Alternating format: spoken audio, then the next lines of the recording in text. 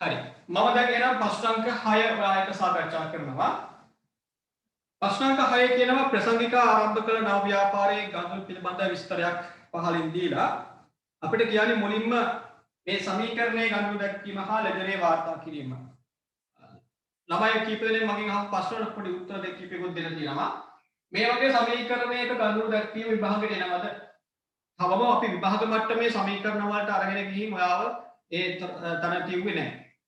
පළවෙනි ගණන් කිහිපේම විභාග මට්ටමේ සමීකරණ හදන එක ගැටලුවක් නෑ රිවිෂන් ක්ලාස් එකක් වුණා නම් පුතා.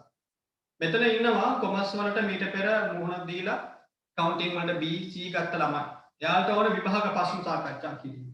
මෙතන ඉන්නවා රැකියාව කරන ගමන් උසස් පෙළ අවශ්‍යයි. ඒ නිසා කොමර්ස් කරන්න ආපුවයි. මෙතන ඉන්නවා ජීව විද්‍යාව ගණිතාංශයෙන් උසස් පෙළ කරලා දෙවෙනි වතාවට කොමර්ස් කරන්න දෙවෙනි අවුරුද්ද කොමර්ස් කරන්න තීරණය කරපුවයි. ඉතින් එයාලත් එක්කම රිවිෂන් පේපර් සාකච්ඡා කරන්න ගියොත් මොකද ලොකු ගැටලුවක් වෙනවා. ඒකයි කිව්වේ අපි මේ මාස 6න් සිලබස් එක මුලදලම පටන් ගන්නවා.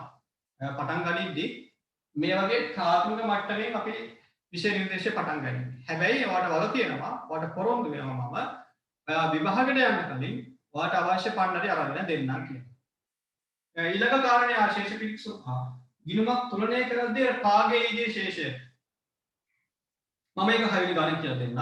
ඒක තමයි මම හිතන්නේ ළමයි කීප දෙනෙකුට ප්‍රශ්නේ. ගිණුමක ශේපාගේ ශේීගේ කරන ආකාරය තේරුනේ නෑ මොකක්ද ඒ කරන්න කියලා අහලා තිබුණා. මම ඒක 6 වෙනි ගාන තුලනය කරන්න කියලා දෙන්න. මේ වගේ මට්ටමේ විභාග ප්‍රශ්නයක් නෑ. අර අපිට මම දෙන උත්තරේ සරලව. හැබැයි මේක දිග ටික දියුණු කරලා අපි විභාග මට්ටමේ සමීකරණයකට යනවා. දැන් අපි පළවෙනි ගණ්ඩුරුව බැලුවොත් ප්‍රශ්න අංක 6ට අදාළව මුදලින් රුපියල් ලක්ෂ 2ක්ද රුපියල් ලක්ෂයක් වටිනා ලී බඩු යොදා ව්‍යාපාරය ආරම්භ කරනවා. දැන් ව්‍යාපාරයට අයිතිකරුකම් ලැබෙනවා වත්කම් වර්ග දෙකක්. ඔයා ඉගෙන ගත්තනේ ව්‍යාපාරයක සංකල්පය. ව්‍යාපාරික සංකල්පය අනුව ව්‍යාපාරය හා ව්‍යාපාරයේ අයිතිකරු කියන්නේ පාර්ශ්වයන් දෙකක්. මේ අයිතිකරු කියන කෙනා ව්‍යාපාරය ආරම්භ කිරීම වෙනුවෙන් ව්‍යාපාරයේ පාවිච්චියට ව්‍යාපාර සතු දේපල දෙකක් දෙනවා මුදල් සහ ලී බඩු. එහෙනම් බලපෑම් අපි දැන් තුනක් ලියන්න ඕන මේ ආකාරයෙන් දිනේ ලියන්න එකයි එක. පළමුව මුදල් වත්කම වැඩි වේ. ව්‍යාපාරයේ පාවිච්චියට ලැබෙන ලී බඩු ව්‍යාපාරයේ දේපලක්. ඒක ලී බඩු වත්කම වශයෙන් සලකනවා. දෙවනි බලපෑම ලී බඩු වත්කම වැඩි වේ. මේ වත්කම් දෙකම දුන්නේ කවුද? ඒකක සංකල්පය අනුව බාහිරින් ඉන්න කෙනෙක්. ව්‍යාපාරික සංකල්පය ගැන මම පැහැදිලි කළා පළවෙනි වීඩියෝ කිහිපෙදී. ඒක හොඳට බලන්න ඕන. මේ පුද්ගලයා ව්‍යාපාරේ ලබා දෙන හැම දේපලක්ම අනාගතයේදී මෙයාට ආයෙ ලැබෙන්න ඕන. කාගෙන්ද? මෙයාගෙන්. මෙයා විසින් ව්‍යාපාරයේ විසින් අයිතිකරුවාට ගෙවන්න තියෙන ණය ශ්‍රේෂ්ඨ අපි නමක් කියනවා ප්‍රාග්ධනය කියලා. එයන්වල තුන්වෙනි බලපෑම ලියා ගන්නවා ප්‍රාග්ධනය වැඩි වේ කියලා. ඊළඟට අපි දිත්ත සටහන නිර්මාණය කළොත් අර ඔයාගේ පිටු අංක 13 මම අර කලින් කිව්ව සමීකරණය ලියා ගන්න. වත්කම් වියදම් සමානයි ප්‍රාග්ධනය වගකීම් ආදායම. මේක වැඩ කරද්දී අනිවාර්යයෙන් ඔයාලගේ තියෙන්න ඕන. වත්කම් හා වියදම් වැඩිවීම කිරීමේ හර පැත්තේ ලියන්නේ අඩුවීම කිරීමේ බැල පැත්තේ ලියන්නේ.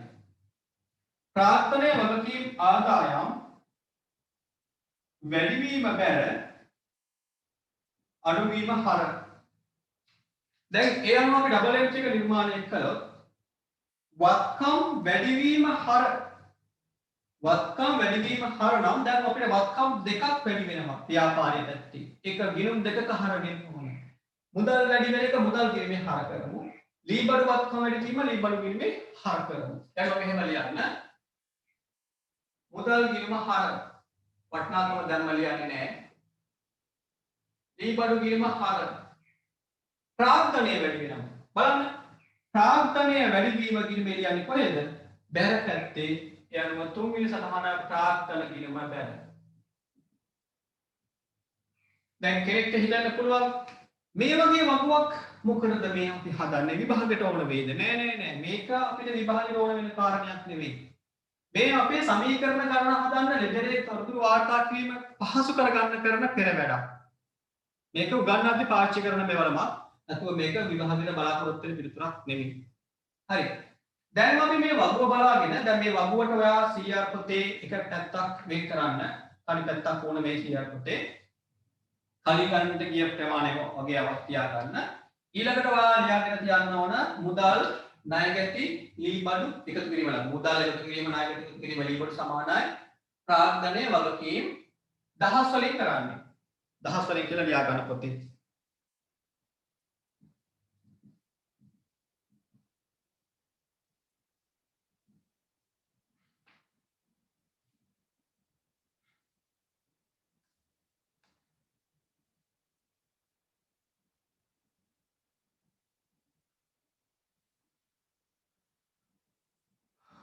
එහෙනම් මුදල් වත්කම වැඩි වෙනවා ලීබඩු වත්කම වැඩි වෙනවා ප්‍රාර්ථනයක් වැඩි වෙනවා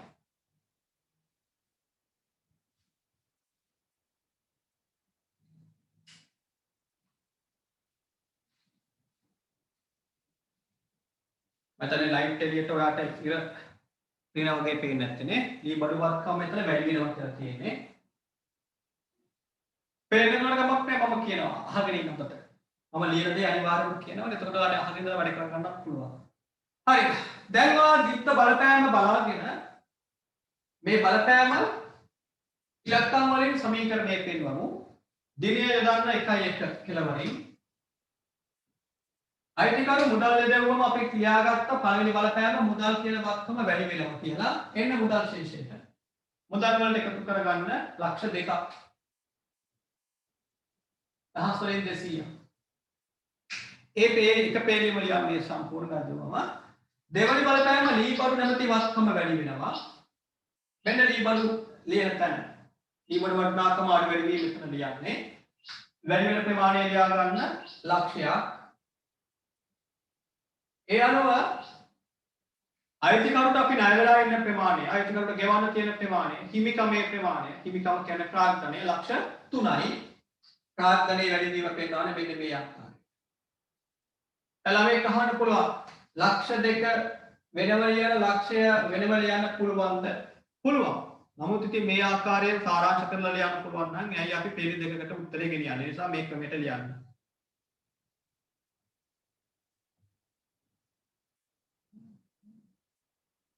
හරි යමු අපි දෙවෙනි එකට මුදලින් වද සේවා ආදායම ලියමු පළවෙනි බලපෑම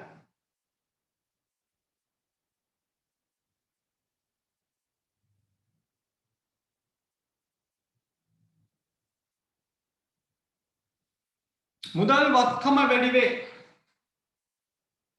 මේ ව්‍යාපාරයේ සේවා ආදායමක් ලබා ගන්න කියන්නේ සේවා සපයලා මුදල් උපයා ගැනීමක් කරන්නේ සේවා සපයන දැන් මම දැන් උපයා ගන්න සේවා ආදායම මම භාණ්ඩ විකිණීමක් කරන්නේ මම කරන්නේ මගේ හැකියාව මගේ දැනුම ඔයාට අලෙවි කරලා මගේ කාලය අලෙවි කරලා ඒකට මම මුදලක් වාගෙන් අය කර ගැනීම අපි කියනවා එවැනි දේවල් වලට සේවා ආදායම් කියලා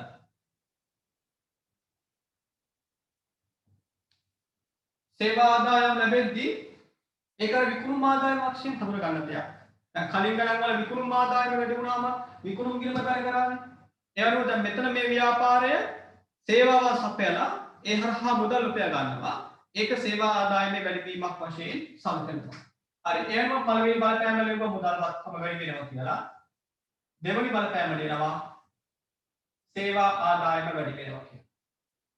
හරි දැන් කේ කහන පුළුවන් විකුණුම් ගිණුම බැල කරොත් විකුණුම් ආදායම වැඩි වෙනවා කිව්වොත් වැරදීද පස්තෙම කියනවනේ නිර්මාණය කරලා තන සේවා ආදායම කියලා ඒක ඔයා විකුණුම් වශයෙන් හිතන්න නමුත් සේවා ආදායම කියලා ලියන්න පුරුදු වෙන්න හරි ඒක අපි ඩබල් එන්ට්‍රි එක හදමු මුදල් වත්කම වැඩි වුණා වත්කම් වැඩි වීම හර පැත්තේ ලියන්නේ ඒ අනුව මුදල් ගිණුම හර දෙවනි බලපෑම සේවා ආදායම් වැඩි වෙනවා ආදායම් වැඩි වීම කොහෙද ලියන්නේ ඕනේ බැර පැත්තේ ආදායම් වැඩිවීම බැර ඒ අනුව මම බැර කරනවා සේවා ආදායම් කියලා.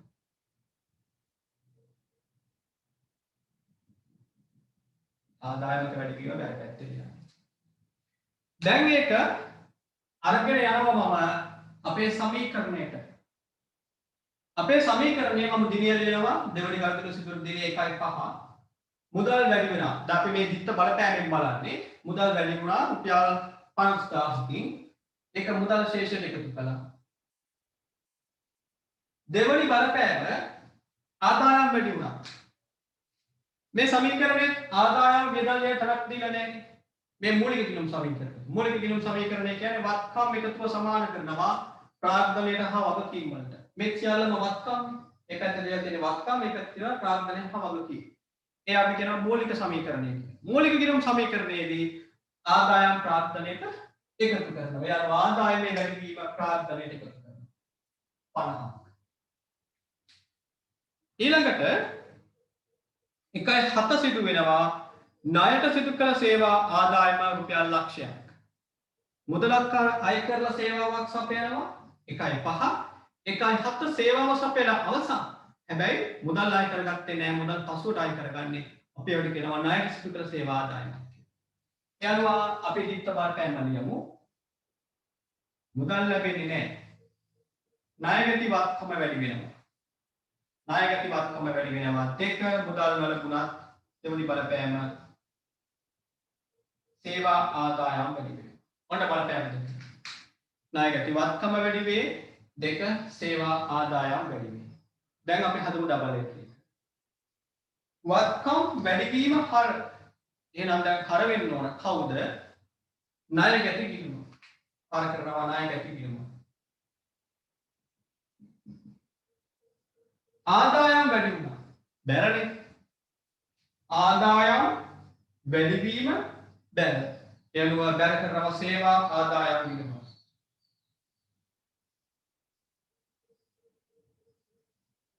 සේවා ආදායම් ගිණුම බැර. 1.15 ප්‍රචාරණ වියදම රුපියල් 20000. ප්‍රචාරණ වියදම. දැන් මේකේ අදහස රුපියල් 20000ක ප්‍රචාරණයක් සිදු කරලා මුදල් ගෙවීම. මෙතන කියන්නේ වචන දෙකයි. ප්‍රචාරණ වියදම. ඒකේ තේරුම මොකද්ද? ප්‍රචාරණය වෙනුවෙන් අපි වැය කළ මුදලින් කීයක්ද? 20000ක්. වියදම් ශේෂය වැඩි වෙනවා. වියදම් සඳහා මුදල් ගෙවුවම මුදල් ශේෂය අඩු වෙනවා. ලියන්න බලන්න දෙන්න. sorry. හත් වෙනි ගණතුල ලියුමනේ යන්නේ මෙතන. සමීකරණේ ණයගතිවත්කම වැඩි වෙනවා. දැන් මෙතනින් බලන්න ඕන ණයගතිවත්කම වැඩි වෙනවා 7 වෙනිදා ලක්ෂයක්. ඔන්න මම ඒක ණයගතියට එකතු කළා. ආදායම් වැඩි වීම ප්‍රාග්ධනයට එකතු කළා. දැන් යනවා 1.15 ගණන් ලියන්න. 1.15 පළවෙනි බලපෑම ප්‍රචාරණ වියදම වැඩි වෙනවා. මුදල් ගෙවුණු විට මුදල් වත්කම අඩු වෙනවා. ප්‍රචාරණ වියදම වැඩි වෙනවා. ඇයි ඒ? අපි සේවාවක් ලබාගත් නිසා. දෙවැනි එක මුදල් ගෙවුණු විට මුදල් ශේෂ්ඨ මුදල් වත්කම අඩු වෙනවා. හරි ඩබල් එම් එක. බලන්න මේ සමීකරණය මම ඔයාලා මේ බෝඩ් එකේ ලියපු සමීකරණය පොතේ ලියා ගන්න කිව්වේ මේකෙන් තමයි අපි ඩබල් එම් නිර්මාණය කරන්නේ. වියදම් වැඩිවීම ගිණුමේ ලියන්නේ හර පැත්තේ. වියදම් වැඩිවීම හර යනවා දැන් වැඩි වෙනව මොන වියදමද? ප්‍රචාරණ වියදම. ඒ අනුව මෙහෙම ලියන ඩබල් එම් එක. ප්‍රචාරණ ගිණුම හර. ප්‍රචාරණ ගිණුම හර. මුදල් කියන වත්කම අඩු වෙනවා. එතෙන්දී ඒක මුදල් ගිණුම බැර කරනවා. මුදල් ගිණුම බැර. ඔන්න බලපෑම් දෙක. දැන් මම මේ බලපෑම් දෙක ගේනවා අපේ සමීකරණයට දිනේ 1.15 වියදම් වැඩි වෙනවා නේද? වියදම් වැඩි වෙනවා නම් ප්‍රාග්ධනය මම කිව්වා අඩු වෙන්න ඕන කියලා. ආදායම් 50000ක් ලක්ෂයක් මේ දෙකම ආදායම්. ආදායම් අපි ප්‍රාග්ධනයට එකතු කළා. හිමිකමේ වැඩිවීමක් වශයෙන් හඳුනා ගන්නවා. ඒ වගේම වියදම් හිමිකමේ අඩුවීමක් ලෙස හඳුනා ගන්නවා. ඇයි? ආයතනය ව්‍යාපාරය උපයා ගන්නා දේ අපි කියන ආදායම් කියන උපයා ගන්නා දේ භුක්ති විඳින්නේ අයිතිකරුවන් නම් ව්‍යාපාරයේ උපයා ගන්නා දේ අයිතිකරුවන්ට ගෙවන්න තියෙන ශේෂයේ වැඩිවීමක් ලෙස ලියා ගන්නවා නම් ඒ වෙනුවෙන් ආදායම් උපයන්නනේ ප්‍රචාරණය කරන්නේ. ආදායම් උපයන්නයි සේවකයන්ට වැටුප් ගෙවන්නේ. එහෙනම් ආදායම් වෙනුවෙන් දරපු පිරිවැය දරා ගන්නත් ඕනේ කවුද? අයිතිකරුවමයි. ආදායම භුක්ති විඳින කෙනා දරා ගන්න ඕනේ වෙනුවෙන් දරන වියදම්. ඒ අනුව ආදායම් ප්‍රාර්ථනෙ එකතු වෙනවා වියදම් ප්‍රාර්ථනෙන් අඩු වෙන්න ඕන. ඊළඟ ගණදනුව 1.18 ලී බඩු මිලට ගත්තා. ආයතනයේ පාවිච්චිට ලී බඩු ලබා ගැනීම තමයි මේ කියන්නේ. ලී බඩු ගත්තා. දැන් ඒක ගැනුම් ගිණුමට ගෙනියන්නේ නැහැ. බඩු තොගයක් ලබා ගැනීම අපි කියනවා නැවත විකිණීමේ අරමුණින් මිලදී ගැනීමක් කියලා. මෙතන වත්කමේ නමින් කියනවා ලී බඩු මිලදී ගැනීම. ගොඩනැගිල්ලක් මිලදී ගැනීම. මෝටර රථයක් මිලදී ගැනීම. එහෙම කිව්වොත් ඒකේ තේරුම ඒ වත්කම අපි ලබා ගන්නේ ව්‍යාපාරයේ පාවිච්චියට. කොහේද ඒක තියෙන්නේ? ඒක අපේ හිතේ තියෙන මොකද? ගිණුම් කරන්නේ අපි අර කිව්වා වගේ කලින් කිව්වා වගේ ඒක නීතියක්. වත්කමක නමින් අත්පත් කර ගැනීමක් සඳහා වුණොත් ඒක වත්කම පාවිච්චි වෙනුවෙන් ලබාගත් පාවිච්චි වෙනුවෙන් ගත්ත වත්කමක් කියලා හිතන්න. ඒ අනුව ලී බඩු මිලදී ගත්තම දිත්ත බලපෑම මම ලියන්න 1.18 ව්‍යාපාරයේ ලී බඩු වත්කම වැඩි වෙනවා. හැබැයි ඒකට මුදල් ගෙවනවා. එතෙන්දී මුදල් වත්කම අඩු වෙනවා. ලී බඩු මිලදී ගත්තම ලී බඩු වැඩි වුණා මුදල් ශේෂය අඩු වුණා. දැන් අපි හදමු ඩබල් එන්ට්‍රි එක.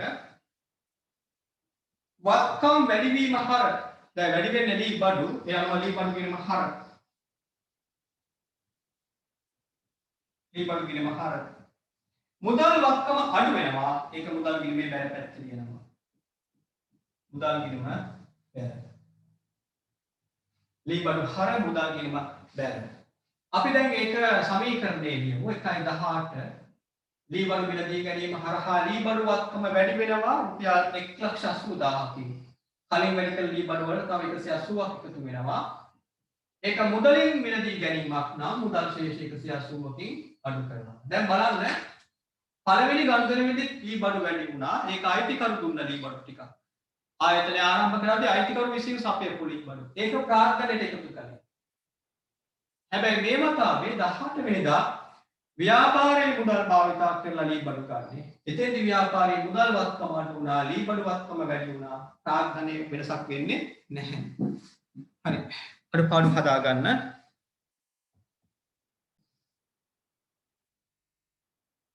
හරි. අය බලන්න දැන් ලොකුනාය මුදල් වලින් ප්‍රචාරණය වෙනුවෙන් ගෙවූ රුපියල් 20000 අඩුවීම කලින් නිව්වේ නැහැ. ඒක දැන් කියලා තියෙනවා. මම උඩ ගණන් කිහිපයක් මකනවා.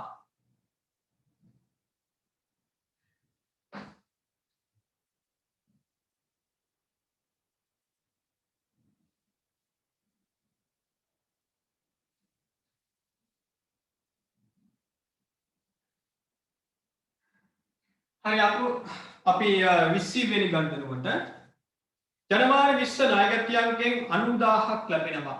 අපි ඒක දන්න දෙයක්. ණයගැතියෝ අපට මුදල් දෙනවා. එතෙන්දී 1.20 මුදල් වත්කම වැඩි වෙනවා. මුදල් වත්කම වැඩි වෙනවා. ණයගැති වත්කම අඩු වෙනවා.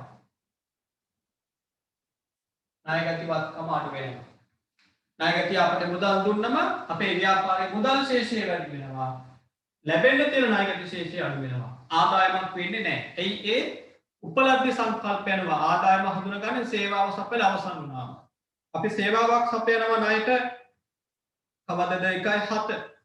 එදා තමයි ආදායම හඳුනගත්තේ. හැබැයි මුදල් ලැබුණේ නැහැ. ඒ සපයපු සේවාවට අදාළව මුදල් ලැබුණා මම මෙන්න දිත්ත බලපෑම. 90000ක් ඒ අනුව අපි ඩබල් එන්ට්‍රි එක හදමු මුලින්ම වත්කම් වැඩි වීම හර යනවා මුදල් හර. වත්කම අඩු වීම පෙර යනවා ණයගැති ගිණුම පෙර. මුදල් හර ණයගැති බැර. දැන් සමීකරණයක වාර්තා කරමු ජනවාරි 20 දිනය වෙනවා. මුදල් වලට එකතු කරනවා 90000ක්. ණයගැතියන්ගෙන් අඩු කරනවා 90000ක්. එකම පැත්තේ වැඩි වීම අඩු වීම සිදු වුණා. එතකොට සමීකරණ හැම විටම සමානයි කියලා හිතන්න පුළුවන්. 1.21 බොල් ණය වියදම රුපියල් 5000ක් අපි ගන්නවා බොල් ණය කපා හරින ණය ගැතියන්ගෙන් යන විත්ත බලපෑම ලියනවා. බොල් ණය වියදම වැඩි වෙනවා. ණය ගැති වත්කම අඩු වෙනවා. ළමයි අහලා තිබුණා අපි ණය ගැතියන්ට දැන් කියන්නේ වෙළඳ ලැබී යුතු දෑනේ. වෙළඳ ලැබී යුතු දෑ කියලා ලියන අලුත් විෂය නිර්දේශයේ තියෙන්නේ ණය ගැතියන්ට කියලා නම වෙළඳ ලැබී යුතු දෑ කියලා. ඒ නම එහෙම කියද්දි අපි මෙහෙම ලිව්වොත් ණය ගැති කියලා ලිව්වොත් වැරදිද? මම කලිනුත් කිව්වා මේ කතාව ගිය අඟහරුවාදා කිව්වා. අපි තාම මේ පාඩමේ ආරම්භක අවස්ථාවේ ඉන්න නිසා අපි වෙළඳ ලැබී යුතු දෑ කියන වචනය පාවිච්චි නොකර කියලා ගැටලුවක් නෑ. අනිත් එක ටීචර්ස් ගයිඩ් බුක් එක අරගෙන බලන්න අවශ්‍ය නම් සොෆ්ට් කොපිය ඩවුන්ලෝඩ් කරගන්න පුළුවන් කැමති කෙනෙකුට. තවමත් මේ ටීචර්ස් ගයිඩ් බුක් එකේ ණයගැති වචනය පාවිච්චි වෙන තැන් තියෙනවා. හැබැයි නියම වචනේ වෙළඳ ලැබී යුතු දෑ ඒක අපි අවසන් ගිණුම් වල තියනවා. සමාගම් පාඩමේ අවසන් ගිණුම් හදද්දී ඔයා ණයගැති පදය පාවිච්චි කරන්නේ නැහැ. එතන ඔයා ලියන්නේ වෙළඳ ලැබී යුතු දෑ කියලා. ඒක අපිට තවම ලියන්න ගියාම කරදරයි. අනිත් එක ඔය නමින් ගියාම අලුතෙන්ම මේ විෂයට අක්වායට ඒක ටිකක් අල්ලගන්න අමාරු වෙනවා. කියන්නේ යාලා පටලවා ගන්නවා වෙළඳ ලැබී යුතු දෑ, ගෙවී යුතු දෑ ඒ දෙක පටලවා ගන්න නිසා තමයි ණයගැති ණයගැති වචනේ මම ඔයාලට හුරු කරලා තියෙන්නේ. නමුත් ඒක අපි ක්‍රමක්‍රමයෙන් අනු කරගමු. ඉස්සරහට ඒක හුරු වෙමු. හරි. ඩබල් එන්ජින් හදමු. වියදම් වැඩි වෙනවා. වියදම් වැඩි වෙද්දී වියදම් ගිණුම එක ලියන්නේ හර පැත්තේ. ඒ අනුව අපි හර කරනවා බොල් ණය ගිණුම. බොල් ණය ගිණුම හර කරනවා. ණයගැති වත්කම අඩු වෙනවා. බලන්න. වත්කම අඩු වෙනවා නම් ඒ වත්කම් ගිණුමේ ලියන්නේ බැර පැත්තේ. ඒ අනුව ණයගැති ගිණුම බැර. බොල් ණය හර ණයගැති බැර. දැන් මම මේ බලපෑම සමීකරණය පෙන්වන්නම්. වියදම් වැඩි වීම. අපි දන්නවා වියදම් වැඩි වීම ප්‍රාග්ධනයේ අඩු වීමක් ලෙස ලියන්නේ. යනවා ප්‍රාග්ධනයෙන් අඩු කරන්න ණයගැතියන්ගෙන් කපාල බොල් ණය ප්‍රමාණය 5000. අන්න ප්‍රාග්ධනයෙන් බොල් ණය වියදම අඩු කළා. දෙවනි බලපෑම ණයගැති වත්කම අඩු වෙනවා. ඒක ණයගැති ශේෂය අඩු වීමක් ලෙස පෙන්වනවා. 1.25 මුදල් පරිත්‍යාග කිරීම රුපියල් 10000. අපි විසින් තවත් කෙනෙකුට මුදලක් ලබා දෙනවා නොමිලේ පරිත්‍යාගයක් වශයෙන් දෙනවා. ඒක අපට වියදමක්. අපි විසින් ප්‍රදානය කරන දේ අපිට වියදමක් වෙනවා. දින 1.25. යන පළවෙනි බලපෑම පරිත්‍යාග වියදම වැඩි වේ. පරිත්‍යාග වියදම වැඩි වේ.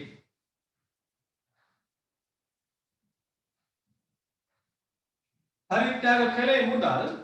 එහෙනම් දෙවෙනි බලපෑම ලියමු. මුදල් වත්කම අඩු වේ. මුදල් වත්කම අඩු වේ. දැන් අපි ඩබල් එන්ජ් එක හදමු. වියදම් වැඩි වීම හර මේ බලන්න. වියදම් වැඩි වීම ලෙඩර් ගිණුමේ හර පැත්තේ ලියන්නේ එනවා හර කරනවා පරිත්‍යාග ගිණුම. පරිත්‍යාග ගිණුම හර. වත්කම අඩු වීම බැර ඒ අනුව මුදල් ගිණුම බැර. හරි. අපි ඒක දැන් සමීකරණය වාර්තා කරමු. ජනවාරි 25 වියදමක් වැඩි වෙනවා. එහෙනම් ඒක ප්‍රාග්ධනයෙන් අඩු කරනවා. වියදමක් වැඩි වෙද්දී ප්‍රාග්ධනයෙන් අඩු කරනවා 10000. දෙවනි බලපෑම මුදල් වත්කම අඩු වෙනවා. මෙන්න මුදල් ශේෂය කියන තැන අඩු කරන 10000. 1.30 බැංකු ණයක් ලබා ගන්නවා රුපියල් ලක්ෂ 2ක්. 1.30 බැංකු ණයක් ලබා ගන්නවා. එතෙන්දි පළවෙනි බලපෑම ලියන්න. මුදල් ලැබෙන්නේ මුදල් වත්කම වැඩි වෙනවා. දෙවනි එක බැංකු ණය වගකීම වැඩි වෙනවා. බැංකුවෙන් අපිට ණයක් ලෙස ලැබෙන්නේ මුදලක්. ඒ අනුව මුදල් වැඩි වෙනවා. හැබැයි ඒ ගත්ත මුදල අනාගතේ අපි බැංකුවට ගෙවන්න ඕන. ඒ ගෙවන්න තියෙන ශේෂයට අපි කියනවා බැංකු ණය කියන වගකීම කියන. යනවා වගකීම බැඳීම වැඩි වෙනවා. හරි. ඩබල් එන්ට් එක හදමු. වත්කම් වැඩි වීම හර. වත්කම් වැඩි වීම හර. යනවා වැඩි වෙන වත්කමේ නම මුදල්. යනවා මුදල් ගිණුම හර. දෙවනි බලපෑම බැංකු ණය කියන මොකද්ද? වගකීම. බලන්න සමීකරණය මෙතන. වගකීම් වැඩිවීම. වගකීම් වැඩිවීම කියන්නේ බැර පැත්තේ ඒ අනුව මම බැර කරන වගකීම මොකද්ද? බැංකු ණය ගිණුම.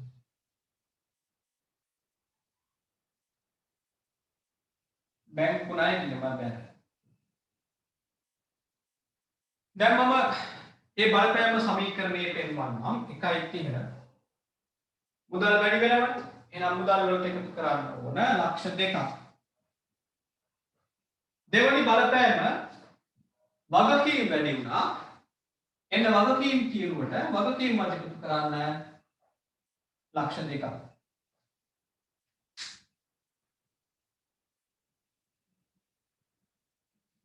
අවසන් ගණිතනවා අවසන් සිද්ධිය 1.31 ලී බඩු ෂෙයා රුපියල් 5000.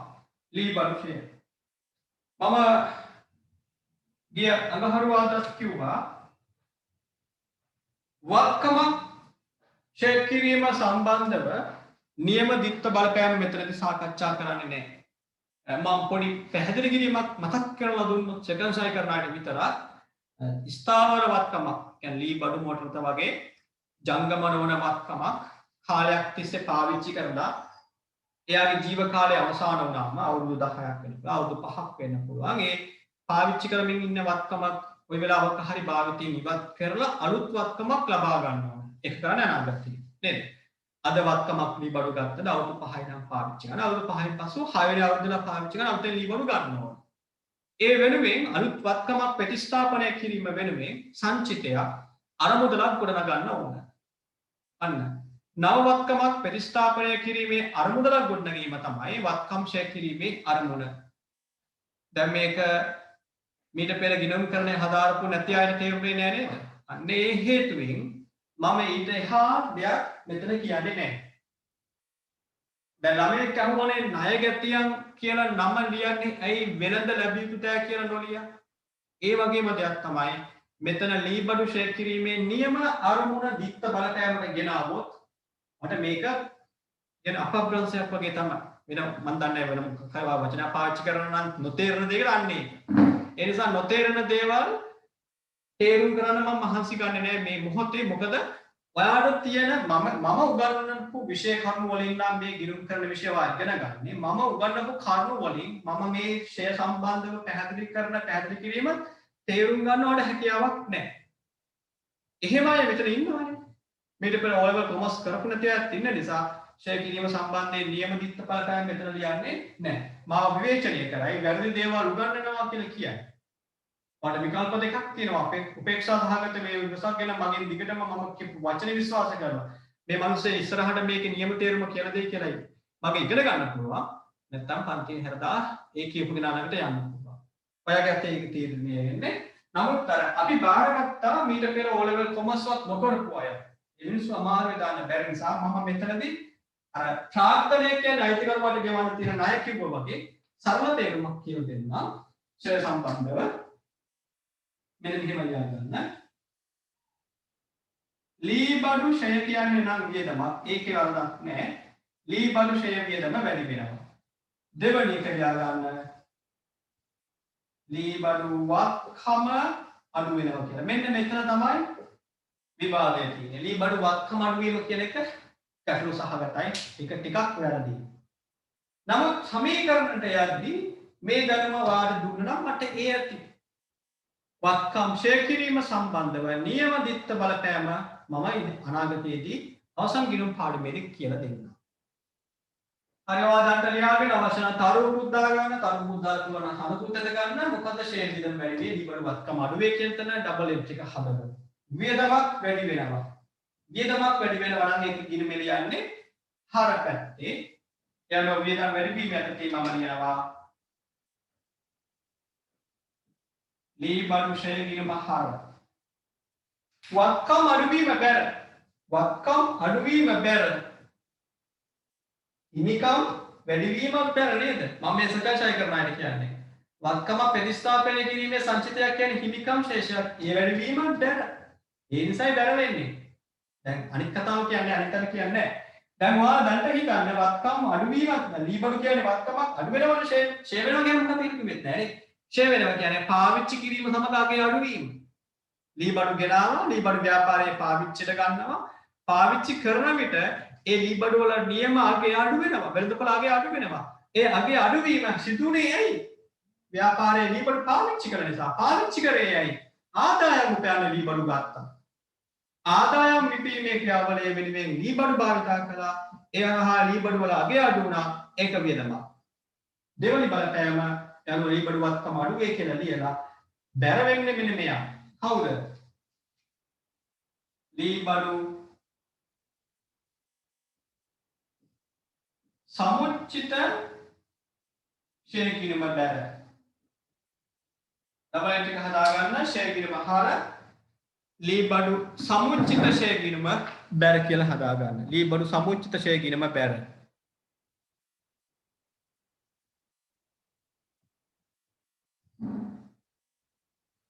ලී බඩු සමුච්චිත ෂේ කිරීම බැර දැන් ඔයා සමුච්චිත ෂේ කිරීම බැර වෙනවා කියලා ආධුනික ළමයි හිතන්නේ වත්කම් අඩු වීම බැර කියන සංකල්පය අනුව. නමුත් ඒක නෙමෙයි නියම යථාර්ථය. මෙන්න මේ පැත්තෙන් හිතන්නේ. මේ පැත්තෙන් හිතන විදිය මම දැන් කියලා දෙන්නේ නැහැ. කොහොම හරි ඔයාලට ඩබල් එන්ට්‍රි එක ලැබෙනවා. මොකද්ද? ෂේ හර සමුච්චිත ෂේ කිරීම බැර කියලා. දැන් මම මේක සමීකරණේ වාර්තා කරනවා. සමීකරණේ වාර්තා කරනකොට ඔයා මේ දිහා බලන්න. දිත්ත බලපෑම බලන්න. ෂේ කියන්නේ මොකක්ද? වියදමක්. මොකක්ද ඒක වෙන්නේ? වැඩි වෙන එක. වියදම වැඩි වෙන විට මොකක්ද වෙන්නේ? ප්‍රාග්ධනය අඩු වෙනවා. ඔන්න. දෙවෙනි බලපෑම මොකක්ද ලියුනේ? ලී බඩු වගේ අඩු වුණා. එන්න ලී බඩු වත්කම් පැත්තට අඩු කරලා පෙන්වන්න පහ. 50 වාර්ෂික මාසයට අදාළ ෂේ ප්‍රමාණය ගිණුම්ගත කිරීම දක්වපු ආකාරය. හරි. දැන් අපි මේ ගණනේදී තව දෙයක් අලුතෙන් ඉගෙන ගන්නවා. ඔයාලට පුළුවන් දැන් මේ පේලි පහේම අවසන් එකතුව ගන්න. හැමෝම මේ සමීකරණයේ මේ ශීර්ෂ එකතු කරන්න.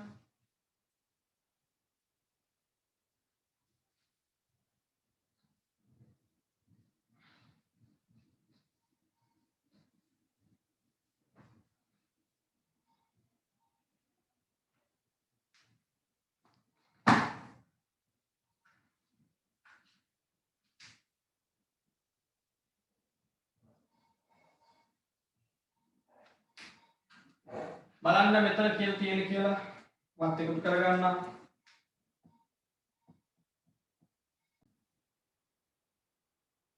දැන් ඔන්න ජනවාරි 31 දින තත්ත්ව වාර්තාව කියලා අපි ලේඛනය හදාගත්තා. අර ශේෂ පිරික්සමක් හදුවා වගේම තමයි. ඒකේ උඩින්ම ලියනවා වත්කම්. මොනවද වත්කම් තියෙන්නේ දැන් ඒකෙත් තියෙනවා ඕඩර් එකක්.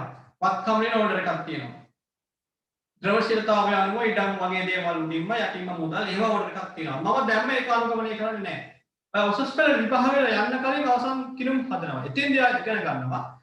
දැන් තියෙන වත්කම් ටිකේ පිළිවෙලට ලියගන්න. මුදල් අවසාන ශේෂය 330. ඒක වත්කමක් නේ. මුදල් ඒක තියෙනවා තිබුණත් ඇති පුතේ. නමුත් කොහොමද? තාම එහෙම ගමු දැන්. එකක් උල්පත් එකේ.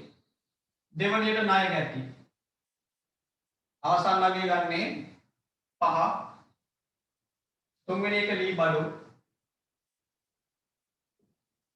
අවසාන ශේෂය තියෙනවා 275. එක රුලෙන් යමු. වැඩි ලීසි.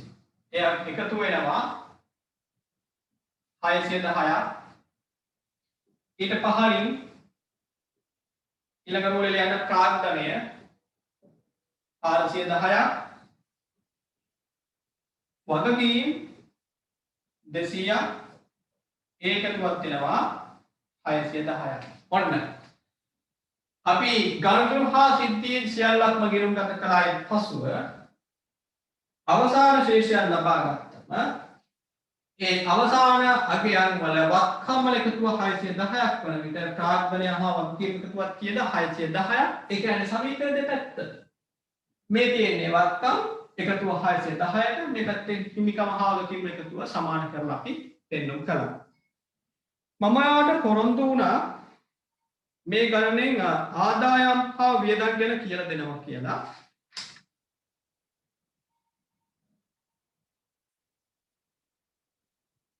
හැබැයි ඒක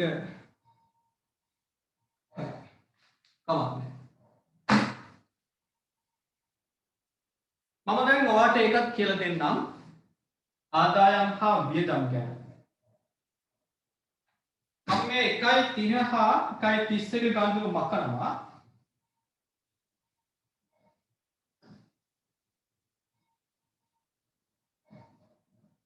මකලා මම මෙහෙම කිව්වොත් ඔන්න 1.28 සිදු වෙනවා මුදල් ගැනීම. මුදල් ගැනීම. අපි හිතමු රුපියල් 12000ක්. මොකද ගැනීම කියන්නේ? අයිතිකරු ව්‍යාපාරයේ මුදල් රැගෙන යාම. ගැනීම වාර්තා කරන්නේ කොහොමද? ඔන්න මම ලියනවා ඒක සමීකරණේ. මේ උදාහරණයකට ගන්නේ 1.28 මුදල් වත්කම අඩු වෙනවා 12000කින්. ගැනීම කියන්නේ හිමිකමේ අඩුවීම. අයිතිකරු මුදල් දෙන විට මේ බලන්න ජනවාරියක අයිතිකරු මුදල් දුන්න ලක්ෂ 2ක් ඒක ප්‍රාග්ධනයට එකතු වුණා. ලැබෙන ගෙවන්න තියෙන ශේෂය වැඩි වීම. අයිතිකරු මුදල් ගත්තම මොකද වෙන්නේ? 1.28 මුදල් වත්කම අඩු වුණා ඒක ගෙවන්න තියෙන ශේෂය ප්‍රාග්ධනයේ අඩු වීමක් වෙනවා. තව එකක් කියන්නම් 1.29 අතිරේක ප්‍රාග්ධනය රුපියල් 50000 අතිරේක ප්‍රාග්ධනය කියන්නේ ව්‍යාපාරය ආරම්භ කරද්දී අපි කියනවා මේ ආරම්භක ප්‍රාග්ධනය එහෙම නැත්නම් මූලික ප්‍රාග්ධනය දෙවීම. ආරම්භ කරන අවස්ථාවේ ව්‍යාපාරට මුදල් දෙවීම. ඉන්පසුව විටින් විට ව්‍යාපාරය දෝන මුදල් වල අපි කියනවා මොනවද? අතිරේක ප්‍රාග්ධනය කියලා. කවුරු විසින් යනවද නැවද? අයිතිකරු විසින්. අයිතිකරු විසින් ව්‍යාපාරයට විටින් විට යොදවන මුදල් අපි කියනවා ඒක මුදල් වෙන්න දෙයක් නෑ. කියන්නේ දී බඩු යොදවන්න පුළුවන් තව විටින් විට මෝටරයක් ඒ වගේ වෙනත් වත්කම් හෝ මුදල් හෝ දෙයක් ව්‍යාපාරයේ පැත්තට යොදවනවා නම් අයිතිකරු විසින් අතිරේක ප්‍රාග්ධනය වශයෙන් සම්කරනවා. මේක කොහොමද ලියන්නේ? මුදලින් 50000ක් ලැබුණ තවත් 29 වෙනිදා. එහෙනම් ඒක ලියන්නේ කොහොමද? ජනවාරි 29 මුදල් වත්කම 50000ක් වැඩි වෙනවා. ප්‍රාග්ධනයට 50000ක් එකතු වෙනවා. දැන් අපි 1.5 ගණනුව බලමු. 1.5 මොකක්ද විතර තියෙන්නේ? මුදලින් මත සේවා ආදායම 50000. මුදලින් ආදායමක් උපයාගත්තම මොකද වුනේ? මුදල් වත්කම වැඩි වුණා, ප්‍රාග්ධනය වැඩි වුණා. 1.29 මොකද වුනේ? මුදල් වත්කම වැඩි වුණා, ප්‍රාග්ධනය හැබැයි මේක ආදායමක්ද? නෑ මේ මොකක්ද? අයිතිකරු යොදවපු දෙයක්. අයිතිකරු ව්‍යාපාරේ මුදල් යොදවුවා. ආදායම උපයාගත්ත සමීකරණය පෙන්වන්නේ කොහොමද? එකම ආකාරයට. දැන් මම ආදායම නිර්වචනය කරපු විදිය ටියුට් එකේ පෙන්වන්නම්.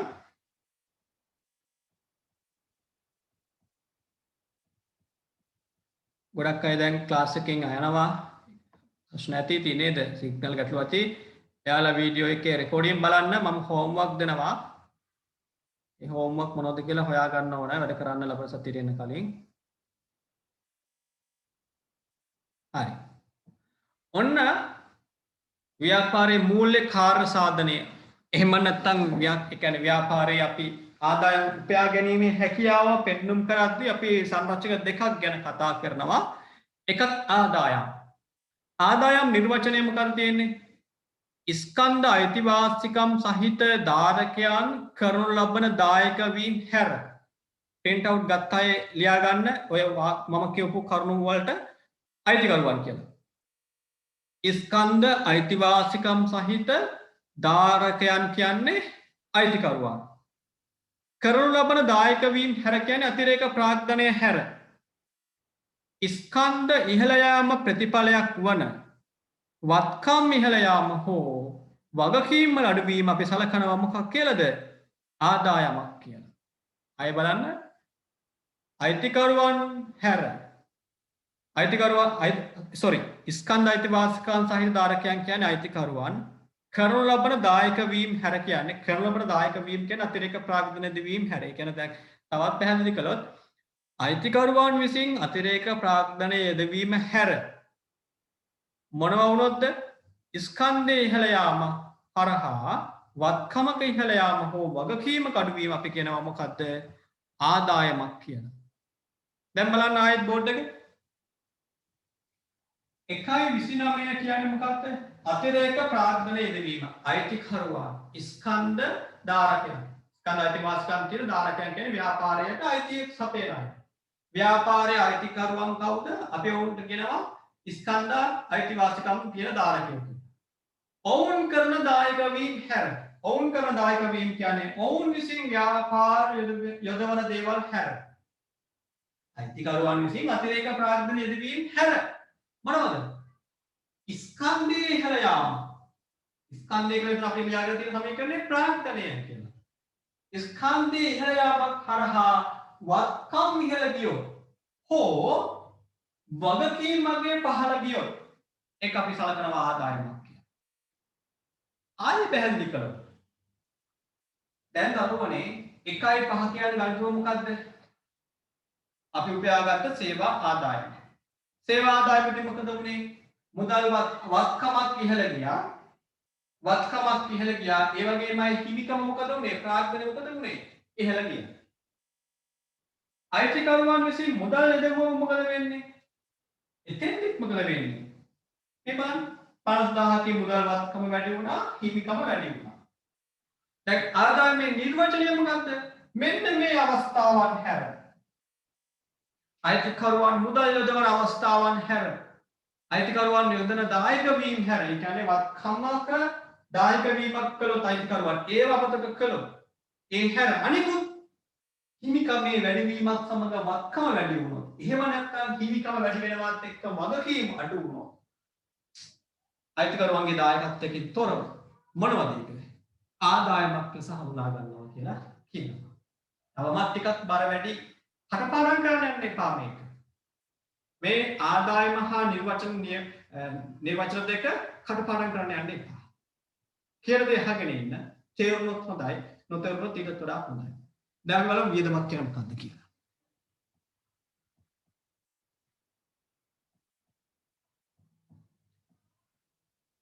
බලන්න වියදම් නිර්වචනය.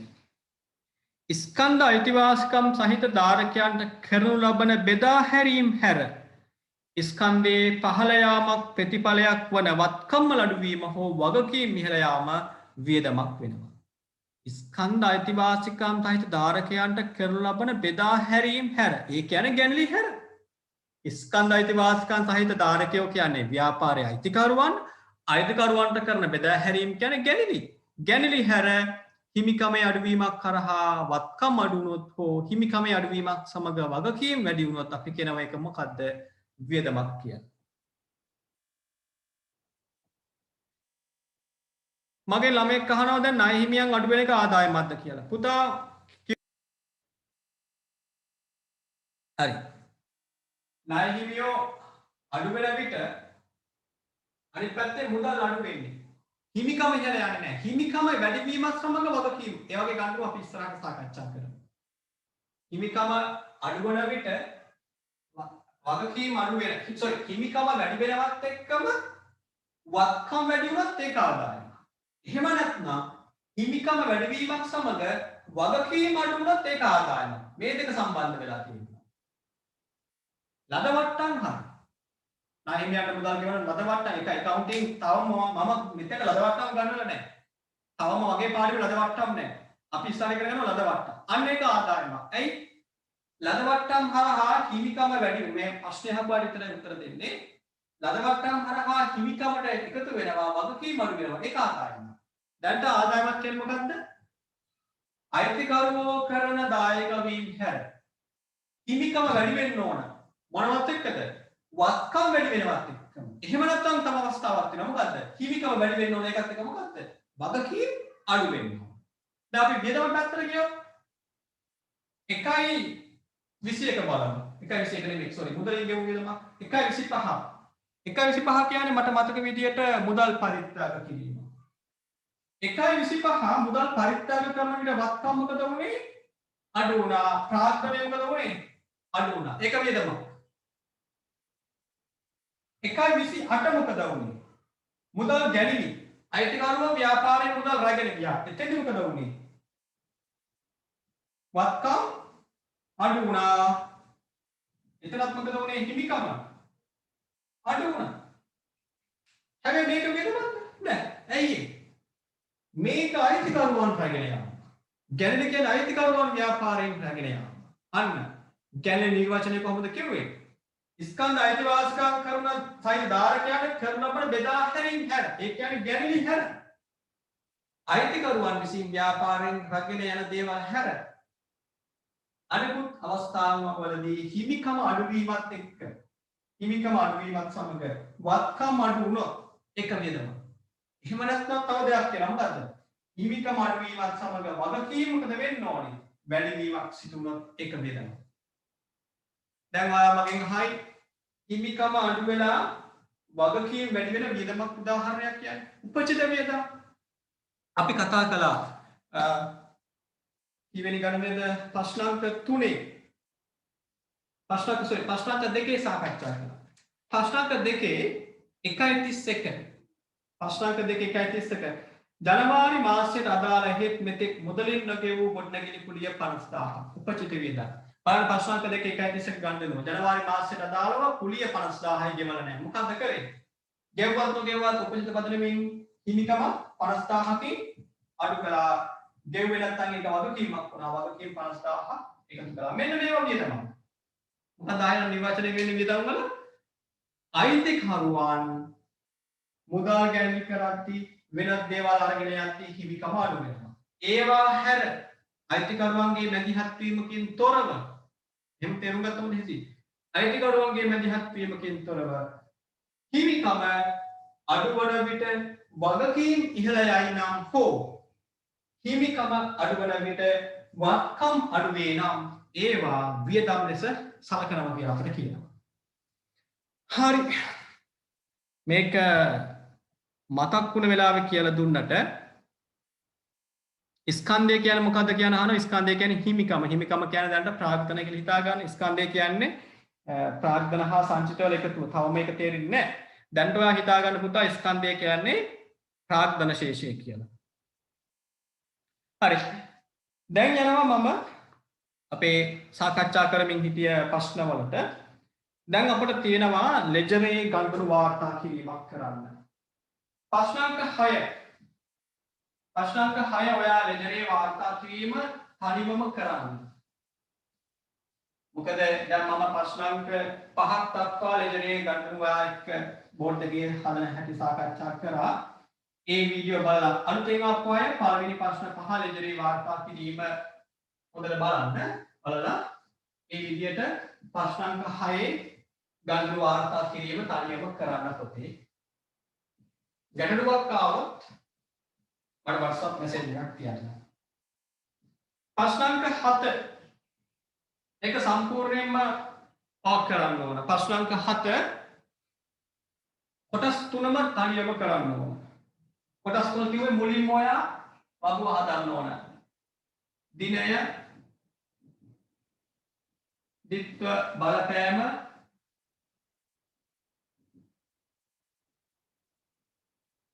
ditth සටහන. මේ වගුව හදන්න ඕන හැමෝම ප්‍රශ්නාංක 7ට අදාළව. ඊළඟට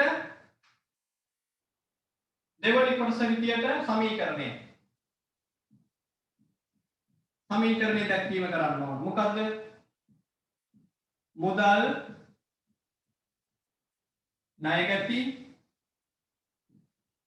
මෝටර් රථ සමානයි ප්‍රාග්ධන වගකීම්. මේ සමීකරණ දැක්වීම කරන්න ඕන. තුන්වෙනි පිටුර වශයෙන් ඔයා ලෙජරය හා ශේෂ පිරික්සම හදන්න ඕන.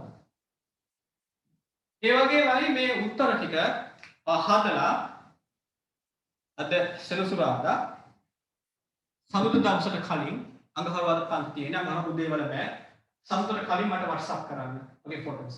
හැබැයි අනේ දරුවනේ මේ ෆොටෝස් ගනිද්දි සමහරව අර කැමරාව මෙන්න මෙහෙම අල්ලගෙන ගන්නවා. පොත මෙහෙම තියනවා කැමරාව මෙහෙම අල්ල ගන්නවා. ඒක මට කියව ගන්න අමාරු වෙනවා වාගේ අකුරු. හරියට මේ විදියට ලස්සන කියන්නේ ෆොටෝ එක අරගෙන බලන්න වාට ඒ ෆොටෝ එකේ තියෙන අකුරු කියවන්න පුළුවන්ද කියලා. වටවන්න මටත් පුළුවන්. හරිද? ඒ නිසා මේ විදිහට හදලා එවන්න. හැමෝම මට WhatsApp කරන්න ඕන. මගේ WhatsApp නම්බර එකට. 1 කොහොමද වාර්තා කරන්න කියලා අහනවා. හරි. ඒක හොඳයි. ප්‍රශ්න අංක 6 ඒක ගණන් දෙකක් විතර ගන්න. ප්‍රශ්න අංක 6 1 ගණන්ව වාර්තා කරන්නේ කොහොමද කියලා අහනවා. එතෙන්දී මේ 6 වෙනි ප්‍රශ්නේ කියන්නේ මුදල් ගිණුම 1 හර වෙනවා කියද්ද ලක්ෂ 2ක්. ලී බඩු ගිණුම 1 හර වෙනවා රුපියල් ලක්ෂයක්. ප්‍රාග්ධනය වැඩි වෙනවා කියවනේ. ප්‍රාග්ධනය වැඩි වෙන්නේ කීයකින්ද? 1 ලක්ෂ 3ම ලියන්න එකවර. එහෙම ලියුවොත් මෙතන විස්තරයට ලියනවා හර උනායි කියනවා. ප්‍රාග්ධන ගිණුම ලක්ෂ 3ක් වැඩි වුණා ඒක බැර කරා. බැර වෙන විට කවුද හර උනේ? දෙන්නෙක් හර වුණා. එහෙනම් ලියනවා මුදල් ඇලයිලක් ලී බඩු. මුදල් ගිණුමේ ලියන්නේ බැර උනේ කවුද කියලා. බැර උනේ ප්‍රාග්ධන. මෙතනත් ලියන්නේ ප්‍රාග්ධන. ඔන්න 1 ගණන වාර්තා කරන ආකාරය.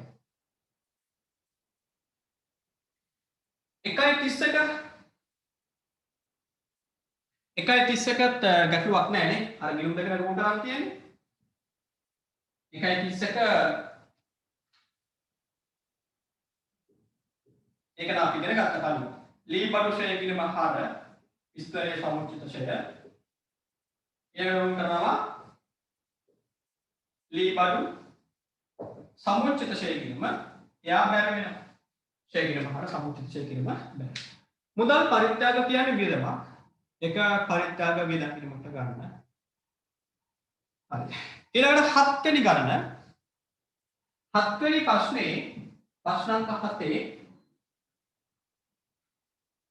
1.25 1.25 තියෙන්නේ ලද මුදල් පරිත්‍යාග. ඒ කියන්නේ ආයතනයේ මුදලක් ලැබෙන පරිත්‍යාගයක් වශයෙන්. 7 වෙනි ගණනේ මම මේ දැන්නේ. 7 වෙනි ගණනේ 1.25 පරිත්‍යාගයක් ආයතනයට ලැබිලා. අංක 6 වෙනි ගණනේ 1.25 තිබුණේ අපි පරිත්‍යාගයක් කරා. අංක 6 පරිත්‍යාගයක් කරා. ඒක වියදමක්. 7 වෙනි ගණනේ තියෙන්නේ ආදායමක්. ලැබීම ආදායම. මුදල් ලැබුණනේ කාගෙන් හරි අපිට ආයතනයකින් ප්‍රදානයක් වශයෙන් ලැබුණා නම් ඒක ආදායමක්. ඒ අනුව දිත්ත බලපෑම ලියන්නේ මුදල් වත්කම වැඩි වෙනවා. දෙවනි බලපෑම පරිත්‍යාග ආදායම් වැඩි වෙනවා. පරිත්‍යාග ආදායම් වැඩි වෙනවා. එතකොට ඩබල් එන්ට්‍රි එක මුදල් ගිණුම හර පරිත්‍යාග ආදායම් ගිණුම බැල. මේ 7 වෙනි ප්‍රශ්නේ. ඒ හැර ඔයාලට අලුතෙන් දෙයක් 7 වෙනි ප්‍රශ්නේ නැති නිසා පිළිතුරු කොටස් තුනක් හදන්න, ශේෂ පිළිතුරුක් හදන්න, හදලා ඒ හැම එකකම පැහැදිලි ඡායාරූපයක් මට WhatsApp කරන්න.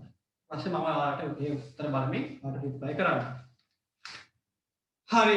දැන් එන යමු 8 වෙනි ගණන හදන්න. 8 වෙනි එකේදී අපි දැන් දිත්ත බලපෑම් කතා කර ඉන්න ඕන නැහැ. කෙලිම සමීකරණයට යමු. මේක හරියට ලියාගත්තනේ මුදල් ගිණුම හර පරිත්‍යාග ආදායම් ගිණුම බැල. දිත්ත බලපෑම මුදල් වත්කම වැඩි වෙනවා පරිත්‍යාග ආදායම් වැඩි වෙනවා. ඒ 7 වෙනි ගණනේ 1.25. 8 වෙනි එකේ කියනවා පහත් දැක්කෙන්නේ අනුරාධ ආරම්භ කළ නව ව්‍යාපාරයේ පළමු මාස සිදු වූ ගණන විස්තරයකි. අවශ්‍ය වන්නේ සියලු ගණන් මූලික ගිණුම් සමීකරණයේ දැක්වීම. මූලික ගිණුම් සමීකරණය ලියා වත්කම් සමානයි හිමිකම එකතු කිරීම වගකීම. නැත්නම් ප්‍රාග්ධන එකතු කිරීම වගකීම.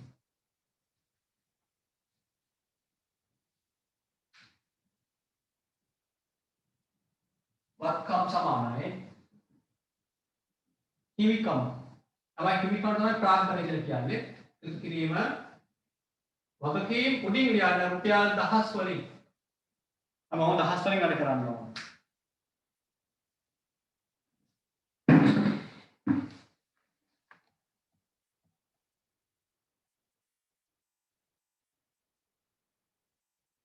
හත්වෙනි ගාන හදන්න ඉඩ තියන්න ඕන එපා පුතා. ඉඩ තියන්න ඕනේ.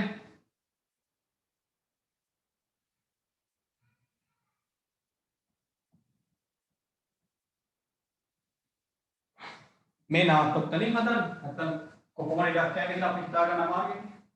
දැන් ගණන් දෙකක් වල තියෙනවා.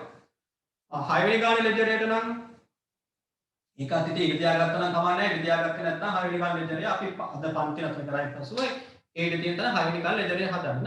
ඊළඟට 7 වෙනි ගාන හදන්න. ඔය ප්‍රශ්නාංක දාගත්තට පස්සේ ගැටලුවක් වෙන්නේ නැහැ. පවර මට බෑග්ල ෆොටෝ එකේ වරන්න. හරි. ප්‍රශ්නාංක 8 වාර්තා කරන්න ඕනේ මේ සමීකරණයට.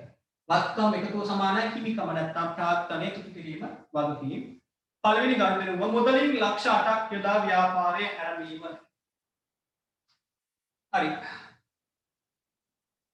මම මෙහෙම කරන්නේ. මම මේකම ඔයාලට ලෙජරේ වාර්තා කිරීමක් කරන්න. එතකොට ඔයාලා මේක තේරුම් ගන්න පහසු වෙනවා. මම සමීකරණය මෙහෙම කරනවා. වත්කම් සමානයි ප්‍රාර්ථනය වගකීම් රුපියල් 1000 වලින්. හරි. පළවෙනි ගනුදෙනුව ලක්ෂ 8ක් යොදා ව්‍යාපාරයේ ආරම්භීම. එහෙනම් ව්‍යාපාරයට මුදල් ලැබෙනවා. මුදල් කියන්නේ වත්කම. ඔන්න වත්කම් වලට එකතු කළා ලක්ෂ 8ක්. වැඩි වීමේ ලකුණත් එක්ක ලියන්න ලක්ෂ 8ක්. දෙක අයිතිකරු දුන්න මුදල නැවත අයිතිකරුට ගෙවන්න තියෙනවා. ඒකට සංකල්පය අනුව ඒ ගෙවන්න තියෙන ශේෂයට අපි කියනවා ප්‍රාර්ථනය කියලා. යනවා ප්‍රාර්ථනය වැඩි වෙනවා ලක්ෂ 8කින්. අය කියනවා අලුතෙන් මේ කණ්ඩායමට අද සහභාගී වුණ අය අර උදාහරණ 17ක් තියෙන අපේ ටියුට් එකේ ආරම්භයේ ඒ බැඳලි කිරීම මම කරනවා. ඒ හැමදාම බලලා තමයි මේ ගණන් හදන්න ඕනේ, හෝම්වර්ක් කරන්න ඕනේ. නැත්නම් වාට වහ කෑව වගේ දැනේ.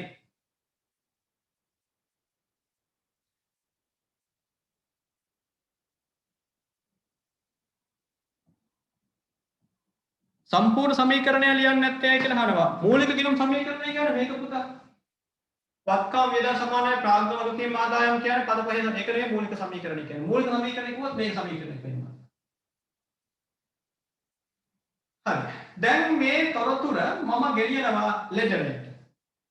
දැන් ඔයාලා පොතේ ඉඳ තියා ගන්න අපිට තව ගණන් තියෙනවා 1 2 3 4 5 6 9. රූල් 12ක් 15ක් විතර ඉඳ තියා ගන්න මෙතන සමීකරණය හදන්න. රූල් 12ක් 15ක වගේ ප්‍රමාණයක් ඉඳ තියලා ඔයා පටන් ගන්න දෙවෙනි පිළිතුරට. දෙවෙනි පිළිතුර ලෙජරේ. ලෙජරේ කියන්නේ ගිණුම් සෙට් එක. මම රූල් කරනවා ගිණුම් දෙකක්. වත් රූල් කරගන්න. රූල් 15ක් ඉඳ තියලා සමීකරණය ඉදිරියට ලියන්න. පළවෙනි ගිණුම මුදල් ගිණුම, දෙවන ගිණුම ප්‍රාර්ථන ගිණුම. ඒ වගේමයි ටියුට් එකේ 14 පිටුවේ ඔයා වැඩ කරන්නේ 14 පිටුවේ සමීකරණයක් ලියාගත්තා නම් ඒකත් වැඩි පහසු වෙයි. මොකද්ද සමීකරණය? වත්කම් වේදම් සමානයි ප්‍රාර්ථනය වගකීම් ආදායම්.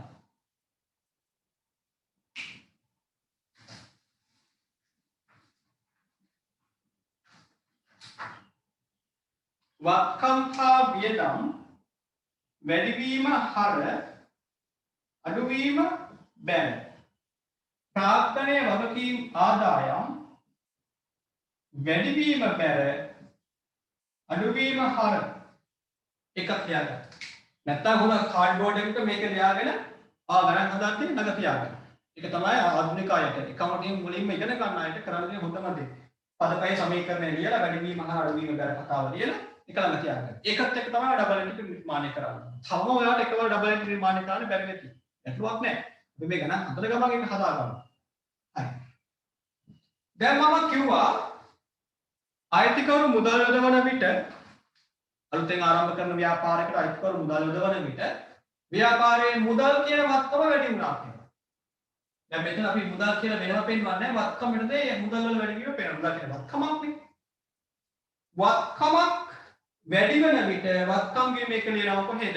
හර පැත්තේ. වත්කම් වැඩි වීම හර. මෙන්න වත්කම් වීම. මුදල් ලියන්නේ මුදල් වැඩි මුදල් වත්කම් වැඩි වීම ලියන්නේ මුදල් වීම. එහෙනම් මුදල් වීම හර කරන්න. දිනේ යොදන්න 1 1 හර කරන්න ලක්ෂ 8ක්. ලෙජර් එක උඩු රුපියල් 10 වලින් කියලා පෙන්නනවා. අන්න මුදල් ගිණුම හර කරනවා. දෙවන බලපෑම ප්‍රාග්ධනය වැඩි වුණා. ප්‍රාග්ධනය වැඩි වෙනවා නම් බලන්න ප්‍රාග්ධනය වැඩි වීම ගිණුමේ කොහෙද ලියන්නේ? ප්‍රාග්ධන ගිණුමේ බැල පැත්තේ. මෙන්න මම ආරම්භ කළා ප්‍රාග්ධන ගිණුම ඒක බැල කරනවා ලක්ෂ 8ක්. මුදල් හර වුණා ප්‍රාග්ධන ගිණුම බැල වුණා. මුදල් ගිණුමේ ලියනවා බැරවුනේ කවුද කියලා. අනිත් ගිණුම නම ලියන්න. ප්‍රාග්ධන ගිණුම. ප්‍රාග්ධන ගිණුමේ ලියනවා කවුද හර වුනේ කියලා. මුදල්. අන්න පළවෙනි ගණනුව සමීකරණේ වාර්තා කළා ඔයා ලෙජරේ වාර්තා කළා. අංක 2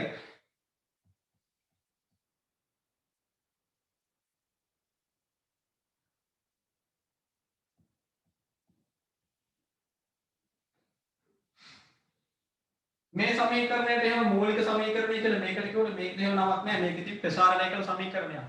අපේ අවස්ථාව අනුව මේ දීර්ඝ ප්‍රසාරණය කළ සමීකරණයක්. මේකට කියන නමක් නැහැ. අංක 2 හිමිකරුගේ පෞද්ගලික පාවිච්චියට ලබාගෙන තිබූ ලක්ෂ 4ක් වටිනා මෝටර රථයේ ව්‍යාපාරයට යොදවනවා. තවද මතක් වෙන්න ඕන සංකල්පයක්. ව්‍යාපාර ඒකිත සංකල්පය. ව්‍යාපාරයට අයිතිකරු විසින් කලින් වතාවේ දුන්න මුදල් දැන් වෙනවා මොකක්ද? මෝටර රථය. හිමිකරු විසින් එයාගේ මුදල් ගෙවන්න එයාගේ පාවිච්චියට කාර් එකක් අරගෙන තිබුණා. ඒක දැන් ව්‍යාපාරයට යොදවනවා. ඒ අනුව දැන් මේ මෝටර රථය පාවිච්චි කරන අයිතිකරු නෙවෙයි කවුද? ව්‍යාපාරය. ව්‍යාපාරික සංකල්ප ඉගෙන ගත්තා මෙයාලා පාර්ශ්ව දෙකක් කියලා. ව්‍යාපාරය කියන්නේ අයිතිකරුගේ වෙන් වෙලා ඉන්නේ. එතකොට පිටස්තර කෙනෙක් එයාගේ මෝටර රථය ව්‍යාපාර දුන්නා. එහෙනම් ව්‍යාපාරයේ මෝටර රථවත්කම වැඩි වෙනවා. ව්‍යාපාරයේ විසින් පාවිච්චි කරන දේපල වලට අපි කියනවා වත්කම් කියලා. එනවා පළවෙනි බලපෑම යන ජනවාරි දෙවෙනි එක ගනුදෙනුවට මෝටර රථවත්කම වැඩි වෙනවා ලක්ෂ 4ක්. මේක දුන්නේ කවුද? අයිතිකරු. එහෙනම් අපිට සිදු වෙනවා අපි කියන්නේ ව්‍යාපාරය. ව්‍යාපාරයට සිදු වෙනවා අනාගතයේදී මේ දුන්න මුදල නැවත අයිතිකරුට ගෙවන්න. අපේ මෝටර රථය දුන්නේ. ඒ මෝටර රථයගේ අපි ගත්තේ ණයට. එහෙනම් දැන් අපි ණයට වත්කමක් ගත්තම අපේ වත්කම වැඩි වුණා වගේම ඒ ලක්ෂ 4 අනාගතයේ අයිතිකරුට ගෙවන්න ඕන. ඒ ගෙවන්න තියෙන ශේෂය වැඩි වුණා කියලා ලියනවා. ඒ කියන්නේ මොකද්ද? හිමිකම නැත්නම් ආදානිය වැඩි වුණා. වත්කම් දෙකක් වැඩිලා තියෙන අවස්ථා දෙකකදී. පළවෙනි අවස්ථාව වැඩි වුණේ මුදල් වත්කම. දෙවෙනි අවස්ථාව වැඩි වුණේ මෝටර රථ වත්කම. එහෙනම් අපිට මෝටර රථයේ සැපයීම මුදල් ගිණුමට හර කරන්න බෑ. මෝටර රථය කියන්නේ වෙනම වත්කම. ඒ වෙනුවෙන් වෙනම ගිණුමක් ඕන. ආරම්භ කරමු මුදල් ගිණුම. මෝටර රථ ගිණුම. මෝටර රථ ගිණුම. වත්කමක් බලන්න සමීකරණය මේ පහළින් දීපු සමීකරණය බලන්න. වත්කම් වැඩිවීම ගිණුමේ ලියන්නේ හර පැත්තේ. එනවා වත්කම් ගිණුම ආයෙත් හර වෙනවා. දින 1.2 ලක්ෂ 4ක්. මෝටර රථ ගිණුම හර වුණා. දෙවනි බලපෑම ප්‍රාග්ධනය වැඩි වුණා. ප්‍රාග්ධනය වැඩි වෙද්දී ඒක ගිණුමේ ලියන්නේ බැර පැත්තේ. එනවා ප්‍රාග්ධන ගිණුම බැර කරනවා ලක්ෂ 4ක්. මෙතන ලියනවා හරුනේ කවුද කියලා මෝටර රථ ගිණුමේ ලියනවා දරුනේ කවුද කියලා ප්‍රාග්ධන. ඔන්න මෝටර රථ හර ප්‍රාග්ධන බැර. අයිතිකරු ව්‍යාපාරයට දේපලක් සපයන විට 1.5 ණයට සිදු කළ සේවා ආදායම රුපියල් 20000ක්. සේවාවක් සිදු කරනවා ණයට. අයිතිකරු ව්‍යාපාර දේපල යොදවද්දී මතක් වුණා ව්‍යාපාර ඒකක සංකල්පය නැත්නම් ගිණුම් කරන ඒකක සංකල්පය. 1.5 ගණනුව කියවම වාට මතක් වෙන්න ඕන මොන සංකල්පද අපි කලින් වීඩියෝ වල සාකච්ඡා කළා. ඉතින් අපේ පරණ වීඩියෝ බලද්දී ඔයාලට හමු වෙයි. උපලබ්ධි සංකල්පය. ආදායම හඳුන ගන්නා මූල ධර්මයේ ආදායම හඳුනගන්නේ කොතෙන්ද කියලා උපලබ්ධි සංකල්පය කියනවා. සේවාව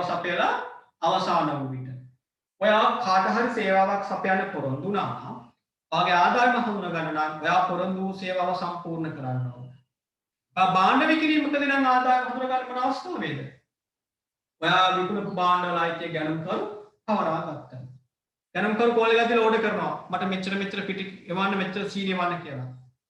නමුත් ඒක ගණන්කරු ඔයාගෙන් එයාගේ අයිතියට පවර ගන්න තුරු ඒක විකිණීමක් වෙන්නේ නැහැ. ඕඩර් එකක් ආව පමණින් ඒක ආදායමක් වෙන්නේ නැහැ. භාණ්ඩ වල අයිතිය ගණන්කරු පවර ගන්නවා. සේවාවක් නම් සේවාව සපයලා අවසන් වෙන්න ඕනේ. යන මුදල් නොලැබුණා සේවාව සපයලා අවසానයි නම් ආදායම හඳුනා ගන්නවා. යන 1.5 ණයට සිදු කළ සේවා ආදායම 20000 උත්පන්න ගන්න පුළුවන්. මොන සංකල්පයෙන් දහුවොත් උපලබ්ධි සංකල්පය අනුව. දැන් සේවාව සිදු කළේ ණයට. එහෙනම් මුදල් ලැබුණේ නැහැ. කස්ටමර් අපට පොරොන්දු වෙනවා මුදල් ගෙවන්නම් කියලා. එයාට අපි කියනවා ණයගතියෙක් කියලා. ණයගතියෙක් කියන්නේ අපේ වත්කම. යනවා එන්න 1.5 ගන්න සමීකරණය ලියන්න. වත්කම් වලට එකතු කරන්න 20. දෙවනි බලපෑම. ඒ වේ වත්කම වැඩි උනේ ආදායමක් උපයා ගැනීම හරහා. ආදායම් වැඩි වෙනවා නම් මූලික සමීකරණයේ ආදායම් ලියන තනක් නැහැ. අපි පළවෙනි ගණන් තුනේ නම් අද පහේ සමීකරණය හැදුවේ. එතන ආදායම් ලියන තනක් තිබුණා. එතන ආදායම් මෙතන 50000ක එකතු කරලා 20000 එකතු කරලා තිබුණා. මූලික සමීකරණයේ ආදායම් ලියන කොතනද? හිමිකමේ වැඩිවීමක් වශයෙන්. යනවා ප්‍රාර්ථනයට එකතු කරන්න 20000. ඔන්න සමීකරණේ වාර්තා කිරීම. දැන් මම යනවා ලෙජරේට. ලෙජරේ මම මේක ගිණුම්ගත කරන්න තව එක ගිණුමක් ඕන වෙනවා. මොකද මෙතන ප්‍රාර්ථනය ආදායම ප්‍රාර්ථනයට එකතු කළාට ආදායම ප්‍රාර්ථන කියන්නේ බල කරන්නේ නැහැ. ඒක පටලවා ගන්න එපා. ඒකයි මම මේ දෙකම එකවර හදන්න තීරණය කළේ. අයිතිකරු මුදල් යොදවන විට ප්‍රාර්ථනය වැඩි වුණා. ඒක ප්‍රාර්ථන ගිණුමට බැල කරා. අයිතිකරු කාර්යයක් දුන්න ව්‍යාපාරයට ඒක මෝටර තහර කළා ප්‍රාර්ථන ගිණුමට බැල කරා. පස්වෙනිදා ආදායමක් ණය සිදු කළාම ප්‍රාර්ථනයට ඒක එකතු කරනවා. හැබැයි ඒක ප්‍රාර්ථන ගිණුමට බැල වෙන්නේ නැහැ. ඒක මොකක්ද? ඒක ආදායමක්. ආදායම වැඩි වීමත් බැල ප්‍රාර්ථන ගිණුමේ වෙනම ආදායම් තියෙනවා. මේක අපි අය පටලවා ගන්න නිසා තමයි සමහර අය හෝම්වර්ක් දුන්නම ආදායම් වැඩි වීමත් ප්‍රාර්ථන ගිණුමට බැල කරනවා. අයි මෙතන එකතු කරන්නේ ආදායම ප්‍රාර්ථනයට. ඒක හිතලා ප්‍රාර්ථන මෙතන එකතු කරන්න පුළුවන් නම් මෙතන එකතු කරන්න බැරියි කියලා අහනවා. ඒකයි මම මේක එකවර හදාන්න තියෙන්නේ. ඒක ප්‍රශ්න දෙක උත්තර දෙකක්. අනිත් එක මේක පාඩම් දෙකක්. අපි ටීචර්ස් ගයිඩ් බුක් එකේ තියෙන්නේ මේක මුලින්ම උගන්වනවා. සමීකරණේ මුලින්ම උගන්වන්න. දෙවනුව ලෙජරිය උගන්වන්න. ඉතින් මම කරන්නේ ඒකනේ. මුලින්ම සමීකරණේ හදනවා ඊළඟ ලෙජරිය හදනවා. හරි. එහෙනම් අපි ආරම්භ කරමු සේවා ආදායම් ගිණුම.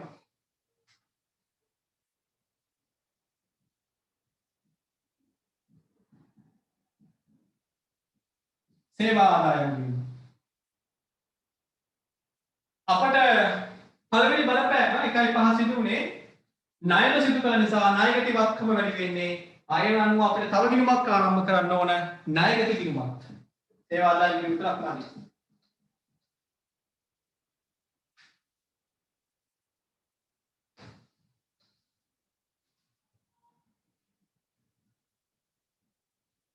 ණයගති ගිණුම.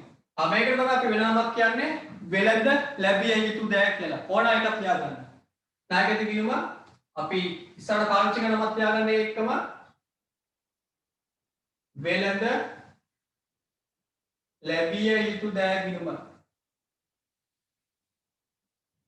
ණයගති එහෙම නැත්නම් වෙළඳ ලැබිය යුතු දෑ. ඒක හර කරගන්න 1.5 20. අන්න ණය සිදු කරන නිසා ලැබිය යුතු දෑ ශේෂය එහෙම නැත්නම් ණයගති ශේෂය වැඩි වුණා. ලැබිය යුතු දෑ කියන්නේ නැත්නම් ණයගති කියන්නේ වත්කමක් වැඩි වීම හර කියනවා හර කරනවා. දෙක උපලබ්ධ සංකල්පේන ආදායම උපයා ගත්තා මුදල් ලැබුණත් මුදල් ලැබුණත් ආදායම උපයා ගත්තා. ආදායමක් වැඩි වුණොත් ඒක ආදායම් ගිණුමේ බැල මෙන්න සේවා ආදායම් ගිණුම. එයා බැල කරනවා. දින 1.5 20. මෙතන ලියනවා හරවුනේ කවුද කියලා. ණයගති ගිණුම ලියනවා බැලුනේ කවුද කියලා. සේවා ආදායම.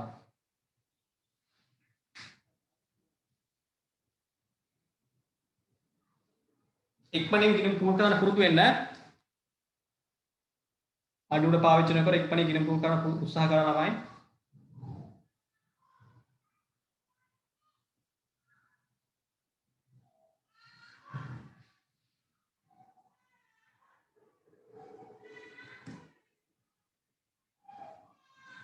එකයි 7 ණයගැතියන්ගෙන් එකතු කරගත්ත රුපියල් 18000. මේ අතර 20000ක් ගෙවන්න බැඳී ඉන්නවනේ. මේ 20000න් අපිට 18000ක් මුදල් ලැබෙනවා. මේ සමීකරණය වාර්තා කරන ආකාරය. දිනේ කියන්නේ 1.7 18කින් මුදල් වත්කම වැඩි වෙනවා. ණයගැතිය මුදල් දුන්නම මුදල් වත්කම වැඩි වෙනවා. ලැබෙන තියෙන ශේෂය මොකද වෙන්නේ? අඩු වෙනවා. ලැබෙන තියෙන ශේෂය කියන්නේ ණයගැතිය ඒකත් වත්කම. රූල් දෙකේ පෙන්නනවා. උඩින් ලියුවේ මුදලේ වැඩි වීම. පහලින් ලියුවේ ණයගැති වත්කමේ අඩු වීම. දෙකම වත්කම. රූල් දෙකකට පෙන්නනවා. එකකට එකක් පෙන්නනවා. දැන් අපිට ඒක වාර්තා කරන්න අමුතුවෙන් ගිණුම් අවශ්‍ය නැහැ. ගිණුම් දෙකම අපිට තියෙනවා. මුදල් නැමැති වත්කමක් වැඩි වෙනවා. බලන්න. වත්කමක් වැඩි වෙනවා නම් ඒක වත්කම් ගිණුම ලියන්නේ හර පැත්තේ. ඒ අනුව මෙන්න මුදල් ගිණුම හර කරන්න. දිනේ 1.7 18 වත්කම අඩු වෙනවා. වත්කමක් අඩු වෙනවා නම් ඒක ගිණුම ලියන්නේ බැර පැත්තේ. මොන වත්කමද? ණයගැති වත්කම. ඒ අනුව ණයගැති ගිණුම බැර කරනවා. දිනේ 1.7 18 ණයගැති ගිණුම ලියන්නේ හරුනේ කවුද කියලා. මුදල් ගිණුම ලියනවා බැරුනේ කවුද කියලා. ණයගැති.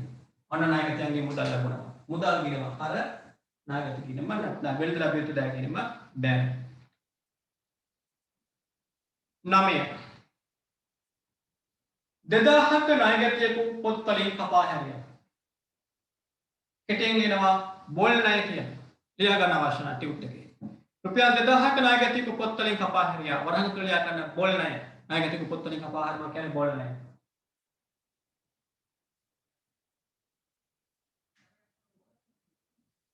කොහොමද බොල් ණය වාර්තා කරන්න සමීකරණය? අපි කියලා දුන්නා බොල් ණය කියන්නේ වාට වියදමක්. වියදම් මොකද වෙන්නේ දැන්? වැඩි වෙනවා. පළවෙනි බලපෑම වියදම් වැඩි වෙනවා. වියදම් වැඩි වෙනවා. හැබැයි වියදම් ලියන්න තරක් නැහැ. අපි වියදම් වැඩි වෙන විදිහ එක තාක්ෂණය මොකද කළේ? අඩු කළා. දැන් අහන්න එපා. සර් වියදම් වැඩි වෙන විදිහ තාක්ෂණය අඩු කරන්නයි කියලා. එතෙන්දී වට කරන්න තියෙන්නේ පරණ වීඩියෝ එක බලන එක. ආයේ ඒක පැහැදිලි කරන්න ගියොත් පද පහේ සමීකරණ ගොඩනැගීම ව්‍යාපාරික සංකල්ප මේ හැම දෙයක්ම කරන්න තාමට පැය එකමාරක් ඕනේ. නිසා මේ වගේ ප්‍රශ්නයක් වට ආවොත් පරණ වීඩියෝ එක බලන්න. වේදන් වැඩි වෙන විට හිමිකම් අඩු වෙන්නේ නැහැ කියලා මම පැහැදිලි කළා. හරි. ඒ අනුව බොල් ණය කපා හරින විට වේදන් වැඩි වෙනවා. බොල් ණය කියලා දෙනම වැඩි වෙන්නේ ඒක ප්‍රාග්ධනයෙන් අඩු වෙනවා. කපා හරින ණයගතිය කියන්නේ වත්කම. යන දෙවෙනි බලපෑම ණයගති වත්කමත් අඩු වෙනවා. මේ අපි හදන සෑම ගණනක්කටම අදාළ උදාහරණ පිටු අංක 7 පිටු අංක 8 වාට දක්වන්නට ලැබෙනවා නේද? පිටු අංක 8 දී උදාහරණ 17ක් අපි සාකච්ඡා කරනවා. ඔය උදාහරණ 17 ඇතුළේ තියෙන ගැටලු තමයි ප්‍රශ්න විතර අරගෙන මෙතන සාකච්ඡා කරන්නේ. ඒ නිසා උදාහරණ 17ට අදාළ වීඩියෝ ටික ඔයා බැලුවා නම් නැති ලොක් නෑ මේවා. හොඳට අවබෝධ කරගන්න පුළුවන්. අලුතෙන් අපට කියන්නේ. මෙන්න බොල් ණය කපා හැරෙනවා. ණයගැති වත්කම අඩු වුණා, ප්‍රාග්ධනය අඩු වුණා. එන්න ලෙඩර් එකට. ආරම්භ කරමු බොල් ණය ගිණුම.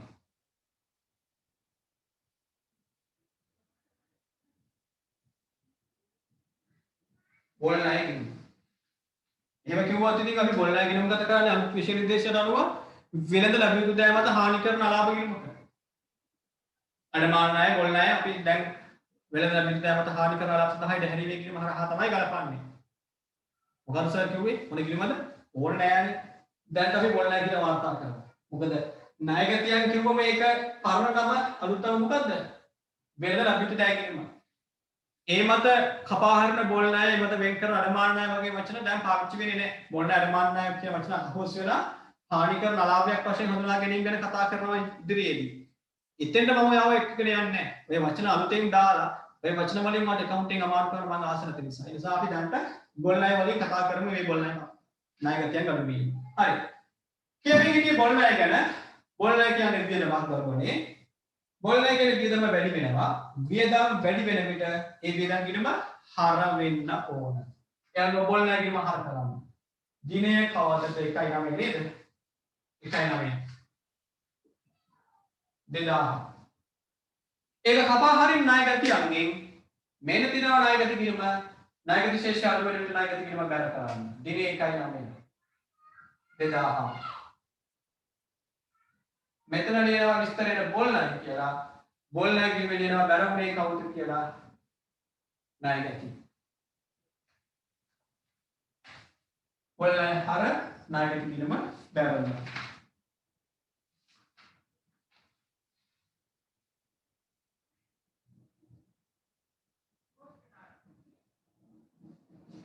එකයි 20 මෝටර් රථ නඩත්තු වියදම රුපියල් 40000 මෝටර් රථයක් නඩත්තු කරන්න 40000ක් වැය කරලා ඒක ආයතනයේ වියදමක් වශයෙන් සලකන්න ඕන. එන සමීකරණය වියදමක් වැඩි වෙන විට ඒ වියදම ප්‍රාර්ථනයෙන් අඩු වෙනවා. ඒක මුදලින් ගන්නවා නම් මුදල් වත්කමත් අඩු වෙනවා. අන්න සමීකරණය. වියදම් වැඩි වුණා වියදම් ප්‍රාර්ථනයෙන් අඩු කළා ඒක ගෙවුවේ මුදලින් එතකොට මුදල් වත්කමත් අඩු වුණා.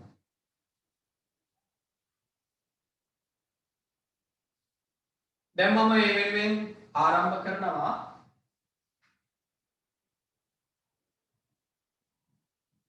ලෙජරේ මෝටර් රථ නඩත්තු වියදම් ගිණුම. මෝටර් රථ නඩත්තු වියදම් ගිණුම ආරම්භ කරනවා. ගිණුම් ගත කරන්න ඒක. ඔයාලට පුළුවන් ඒක ගිණුම් ගත කරන්න.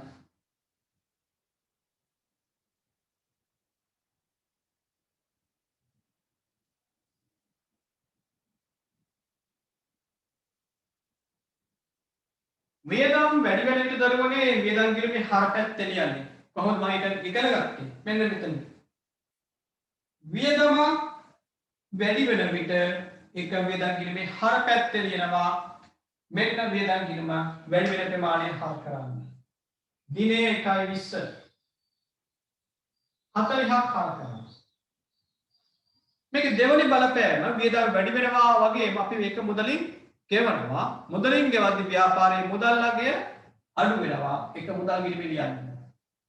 මුදල් වැඩි වුණොත් හර අඩු වුණොත් බැර. බැර කරන්නේ තුන්වෙනි රූලේ නෙවෙයි උඩම රූලෙන් බැර කරන්නේ. දිනේ 1.20 40ක් බැර කරනවා. මෙතන ලියනවා හර වූ කෙනාගේ නම නඩත්තු වියදම්. මෙතන ලියනවා බැර වූ කෙනාගේ නම මුදල්.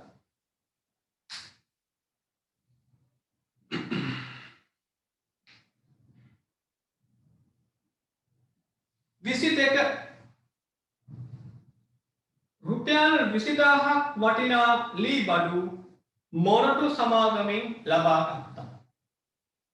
මේක කලින් තිබෙ මිලදී ගත්තා කියලා. ඒක කිව්වම අපේ අය අහනවානේ මුදල් ගෙවලා නේද මිලදී ගත්තා කියලා කියන්නේ නැහැ. මොරටු සමාගමෙන් මිලදී ගන්නවා කියලා අදහස තේරුම මොරටු සමාගමෙන් අත්පත් කර ගැනීම. ආයතනයක නමක් දුන්නා ඒකේ තේරුම ඒක සිදු වුණේ ණයට බව. මායක තර්ක කරන්න ඉන්න එපා. ඒක ගිණුම් කරන්නේ තියෙන යථාර්ථය. ගිණුම් කරන්නේ ආවේනික ලක්ෂණ. මොකද්ද ආවේනික ලක්ෂණය වෙන්නේ? ආයතනයක නමක් සම්බන්ධ කරලා ගණනුවක් කිව්වොත් ඒක ණයට සිදුනා කියලා මේ වගේ තනකදී උපකල්පනය කරන්න වෙනවා. ඒ අනුව මේකේ තේරුම ලී බඩු ටිකක් ගන්නවා ව්‍යාපාරයේ පාවිච්චියට ණයට. අපිට ලී බඩු ගිණුමක් නැහැ නේ. හරි. එහෙනම් අපි සමීකරණය මුලින්ම ලියන්න ඕනේ. දිනය ලියන්න 1.22 සමීකරණය. ලී බඩු කියන්නේ අපිට වත්කම. එහෙනම් ලී බඩු වලට එකතු කරගන්න 20ක්. ඒක ගත්තේ ණය. එහෙනම් මොරටු සමාගමට අපි මේ මුදල අනාගතේ ගෙවන්න ඕන. ඒ ගෙවන්න තියෙන ශේෂය අපට වගකීම. මොකද බෝඩ් එක පේනව නේද? 22 ලී බඩු වත්කම වැඩි වුණා. ඒක ගත්තේ ණයට නම් ඒ 20000 අනාගතේ අපි අදාළ ආයතනයට ගෙවන්න ඕන. ගෙවන්න තියෙනවා කියන්නේ බැඳීමක් ඇති වෙලා තියෙනවා. අපි විසින් තවත් කෙනෙක්ට පොරොන්දු වෙනවා බැඳීමක් ඇති කර ගන්නවා 20000ක් අනාගතේ ගෙවන්නම් කියලා. ඒ ගෙවන්න තියෙන බැඳීම වලට අපි නමක් කිව්වා මොකද්ද? වගකීම්. වගකීම්. අන්න බලපෑම් දෙක සමීකරණය පෙන්නනවා. වත්කම් වැඩි වුණා, වගකීම් වැඩි වුණා.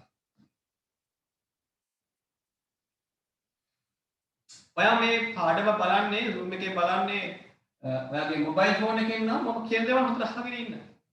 සමහර විට ඔයාගේ ස්ක්‍රීන් එක විශාල නැති නිසා මම ලියන දේවල් පැහැදිලි නැති වෙන්න පුළුවන්. නමුත් මම මේ ලියන හැම අකුරක් පාසාම මම කියනවනේ.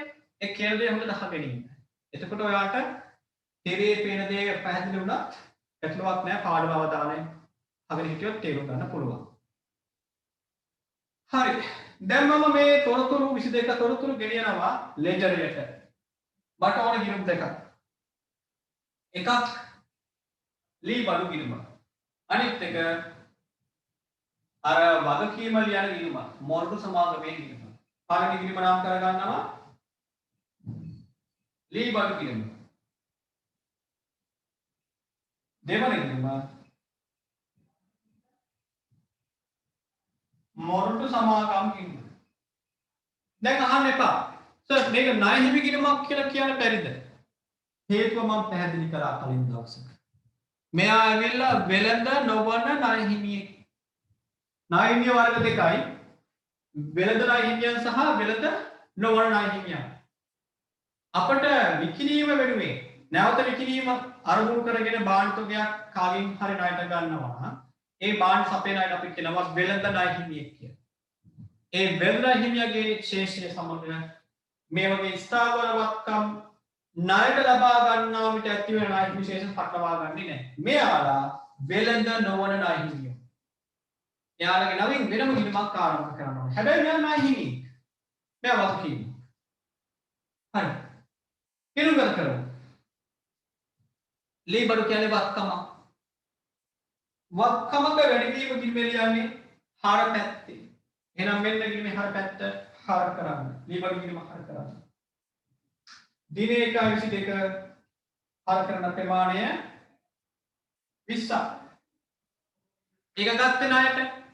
එහෙනම් මොරටු කියන්නේ අපේ වගකීමක්. වගකීම් වැඩිවීම බැර. එහෙනම් බැර කරන්න මොරටු සමාගම 1:22 20ක්. ඊළඟ දෙකේ නම් එක මාරු කරලා 20 කරේ.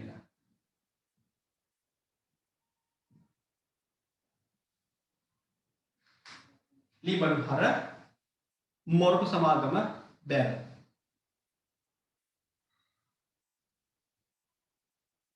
හරි. මම පොඩි වෙලාවක් දෙන්න 25 27 30 ගණන් තුන වාර්තා කරන්න බලන්න.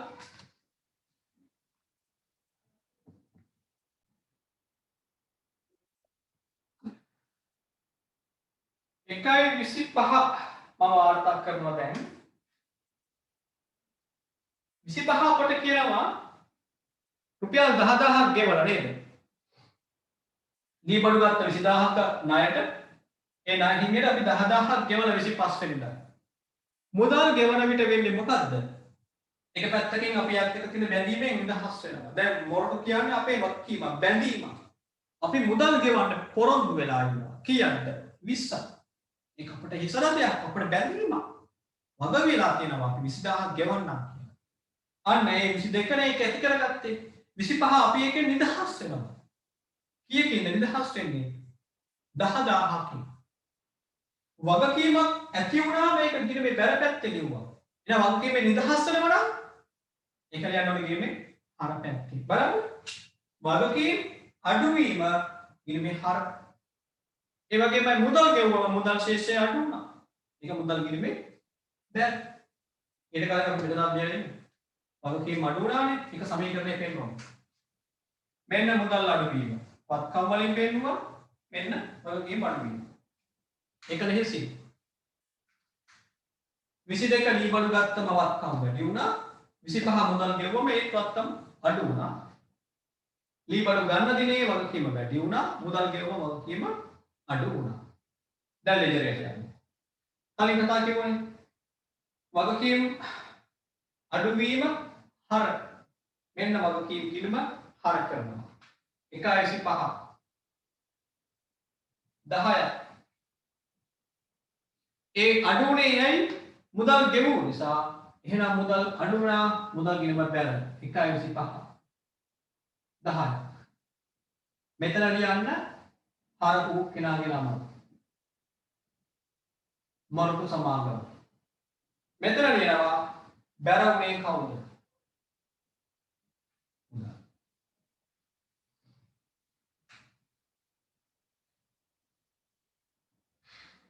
1.27 පෙරේරා මහතාගෙන් ගැනුම් පෙරේරාගෙන් ගැනුම් මොනවද මේ ගැනුම් කියලා ගන්නව ඇත්තේ තොගයක් බාහිර තොගයක් ගැනීම කියන්නේ ඇයි මේ නමක් දුන්නේ ණයට ගත්ත කියලා ගන්න මම කලින් කිව්වනේ ආයතනයක් හෝ පුද්ගලයෙක් සම්බන්ධ කරලා ගන්නවා කිව්වොත් ඒක ණයට එහෙනම් 27 ගන්ධරවේ තේරුම අපි විසින් පෙරේරාගෙන් ණයට ගත්තා භාණ්ඩ තොගයක් මොකටද නැවත විකිණීමේ අරමුණින්. ඒ අනුව 27 වෙනිදා තොගවත්කම වැඩි වෙනවා. එන සමීකරණය. තොගවත්කම වැඩි වෙනවා 30ක්. ඒක ගත්තේ ණයට. එහෙනම් පෙරේරා කියන ණය හිමි වගකීම වැඩි වෙනවා 30ක්. මම කියන ගමන් සමීකරණය කොහොමද පෙන්වන්නේ? වත්කම් වලට 30ක් එකතු කළා වගකීම් වල 30ක් එකතු කළා. වත්කම් වැඩි වුණා වගකීම් වැඩි වුණා. දැන් ඒක අපි ලෙජරයට ගන්න ඕන. නැවත විකිණීමේ අරමුණෙන් තොගයක් ලබා ගන්නවා නම් ඒක ලෙජරේ වාර්තා කරන්නේ තොග ගිණුමේ නෙමෙයි. දන්නවා මොකද්ද ගිණුම? ගැනුම් ගිණුම. අපි තාම ගැනුම් ගිණුම ආරම්භ කරලා නැහැ නේ. හරි. එහෙනම් මම ආරම්භ කරනවා දැන් ගැනුම් ගිණුම.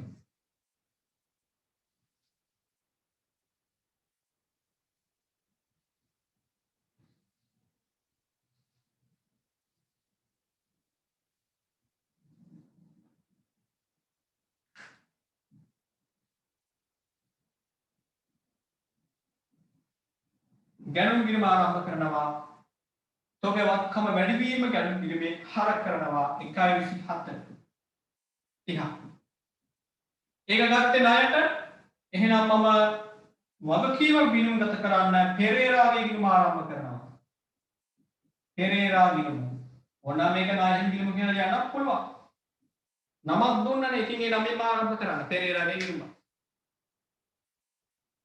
එයා වගකීමක් වැඩිවීම බැර දිනේ 1.27 බැර කරන්න 30ක් එතන ලියනවා හරුන් කෙනාගේ නම ගැනුම් ගිණුම ලියනවා බැරුනේ කවුද පෙරේරා ගැනුම් ගිණුම හරකලා 30000ක් අප හැදලා බලන්න අහගෙන ඉන්න ගැනුම් ගිණුම හර වුණා 30000ක් පෙරේරාගේ ගිණුම බැර වෙනවා 30000ක්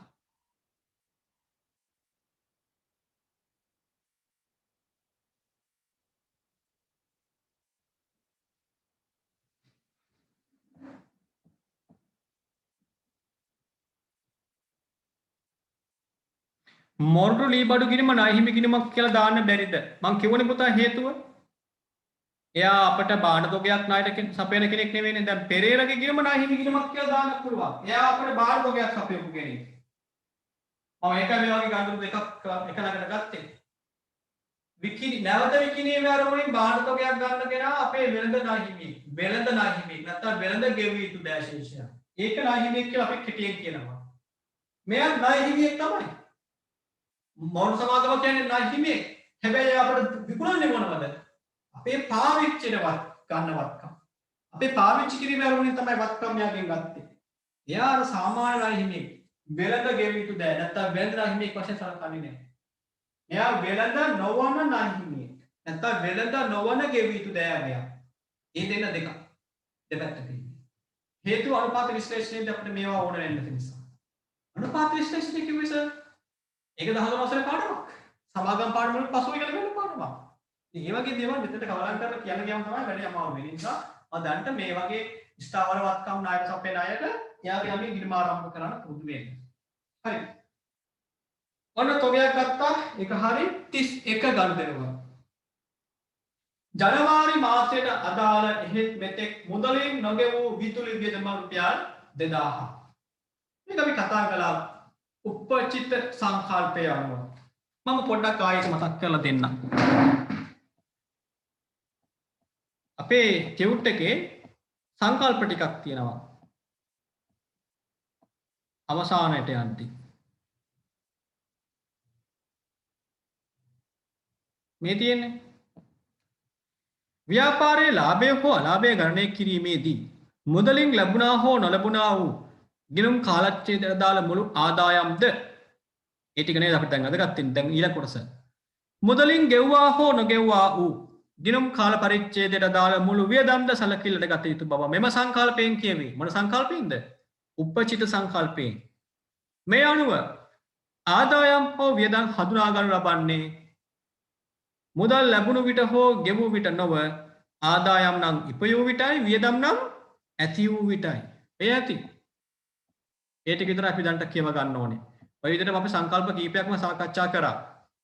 දැන් මෙතනදී අපිට අපේ ප්‍රශ්නාංක 8 කියනවා ජනවාරි මාසයට අදාළයි. කියන්නේ ජනවාරි මාසයේ බිල.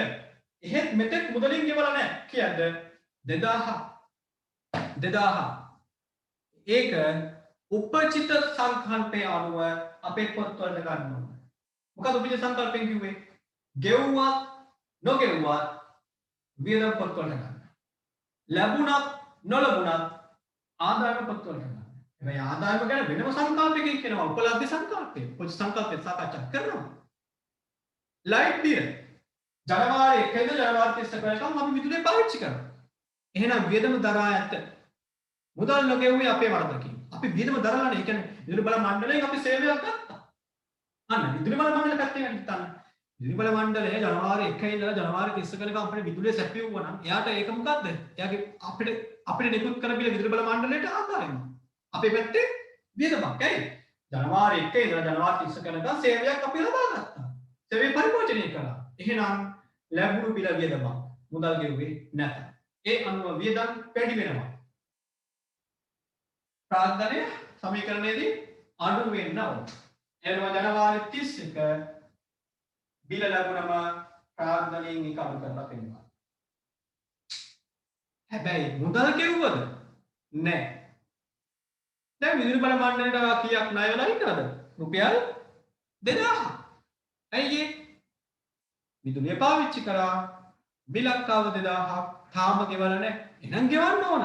මොකද්ද ගෙවන්න ඕන කියන්නේ? වගකීම බැඳීම. අන්න කලින් ගණනේ මම කියලා දෙද්දී කියලා දුන්න වියදම් ගැන. වියදමක් කියන්නේ මොකද්ද? ස්කන්ධ අයිතිවාසිකම් සහිත ධාරකයන්ට කරනු ලබන බෙදා හැරීම් හැර හිමිකම අඩුවන විට මෙන්න හිමිකම අඩු වුණා. හිමිකම අඩුවන විට වගකීම් වල ඉහළ යාම මොකද කියන්නේ? වියදම් කියලා. වෙන්නේ. දැන් නේද ටික තේරෙන්නේ වියදම් වල නිර්වචනය. හිමිකම අඩුවන විට වගකීම් ඉහළ යනවා නම් හැබැයි ඒක කන්ඩිෂන් එකකට යටත්ව හිමිකම අඩුවන්නේ ස්කන්ධ අයිතිවාසිකම් සහිත ධාරකයන්ට කරනු ලබන බෙදා හැරීම් හැර. මොකද්ද බුලේ? ගෙනිලි හැර.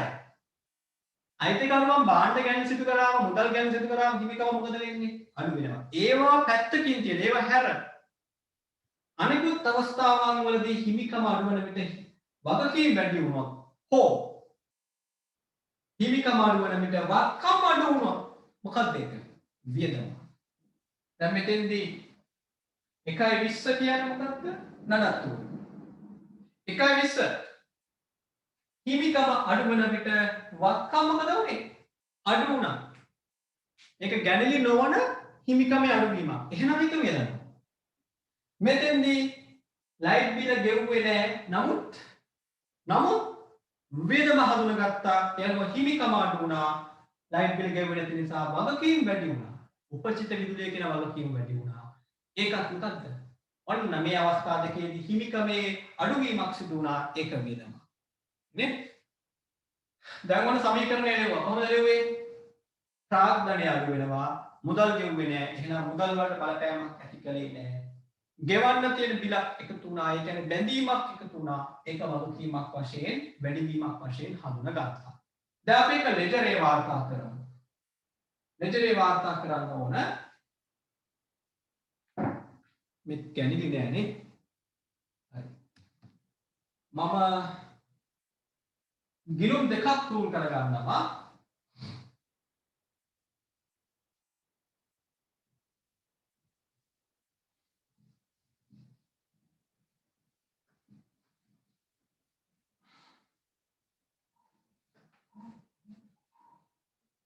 එකක්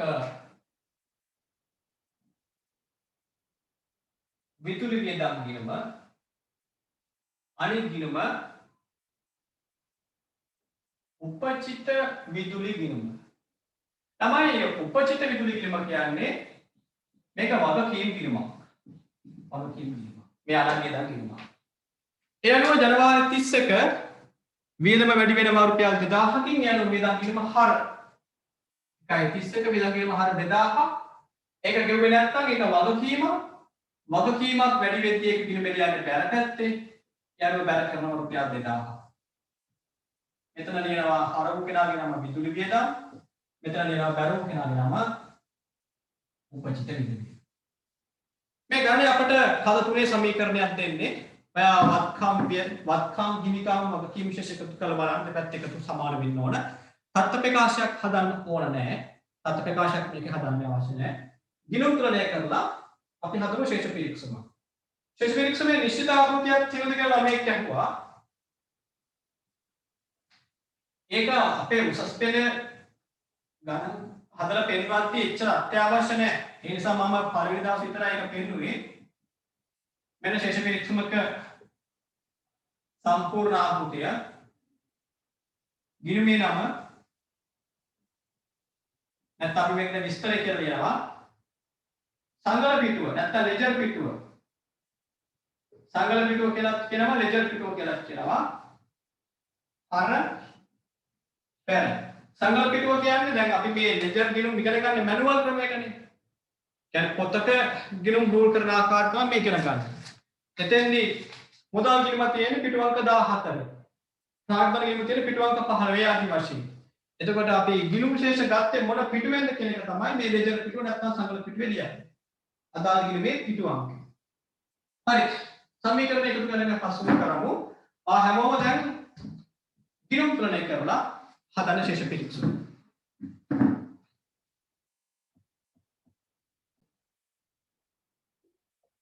දැන් අපි ආයෙත් බලමු නියමත් තුලනය කරන විදිය වැඩි එකතුව ලියන දෙපැත්තෙම. ලියලා මේ දැන් 800 එකතු කිරීම 18 818 මේ ප්‍රකාශනයේ නිවැරදි මෙතනනේ වරද තියෙන්නේ. මේ වරද නිවැරදි කරන්න යන්නේ. ඒ කියන්නේ 818 හැදෙන්න අවශ්‍ය හිඟ ප්‍රමාණය ලියන එක.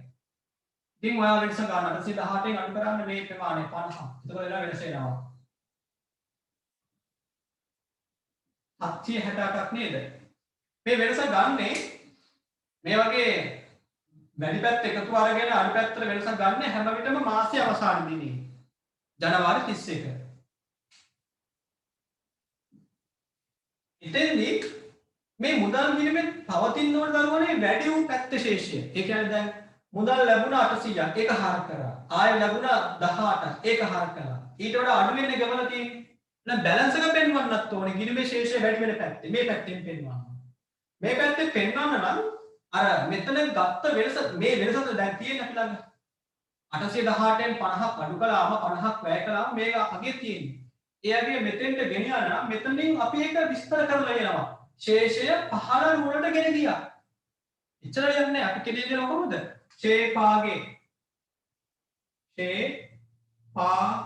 ශේෂය පහළට ගෙන ගියා.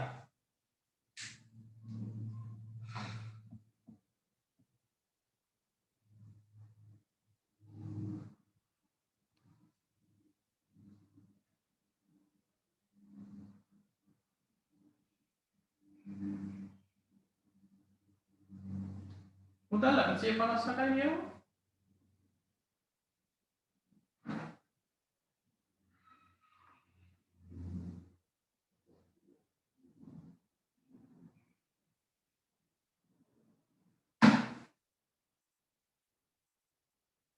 හරි ඊළඟට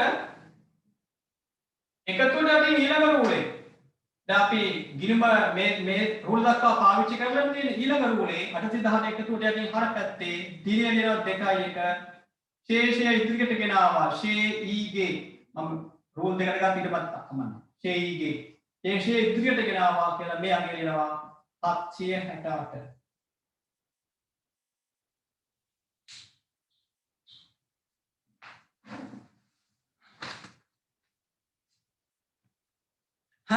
හරි මට කතා කරලා කියනවා 1262කට බැලන්ස් වුණා කියලා. හරි තා හොඳයි. බොහොම ස්තුතියි.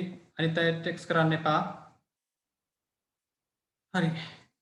ඊළඟට මම තුලනය කරන්නම් ප්‍රාග්ධන කිරීම. ඒකේ බැර එකතුව වැඩි. 1200යි 1200යි. දැන් මෙතන හර පැත්තේ කීයක්වත් නැහැනේ. එහෙනම් මේ එකතුවේ හැදෙන වෙනස 1200ම ගන්න ඕන. මේ වැඩේ කරන්නේ මාසේ අන්තිම දවසේ 1.31 ශේෂය 5ට ගෙන ගියා. ඊළඟ ශේෂය ලියන්න මම මෝටර් එකකින් මම කන්නම්.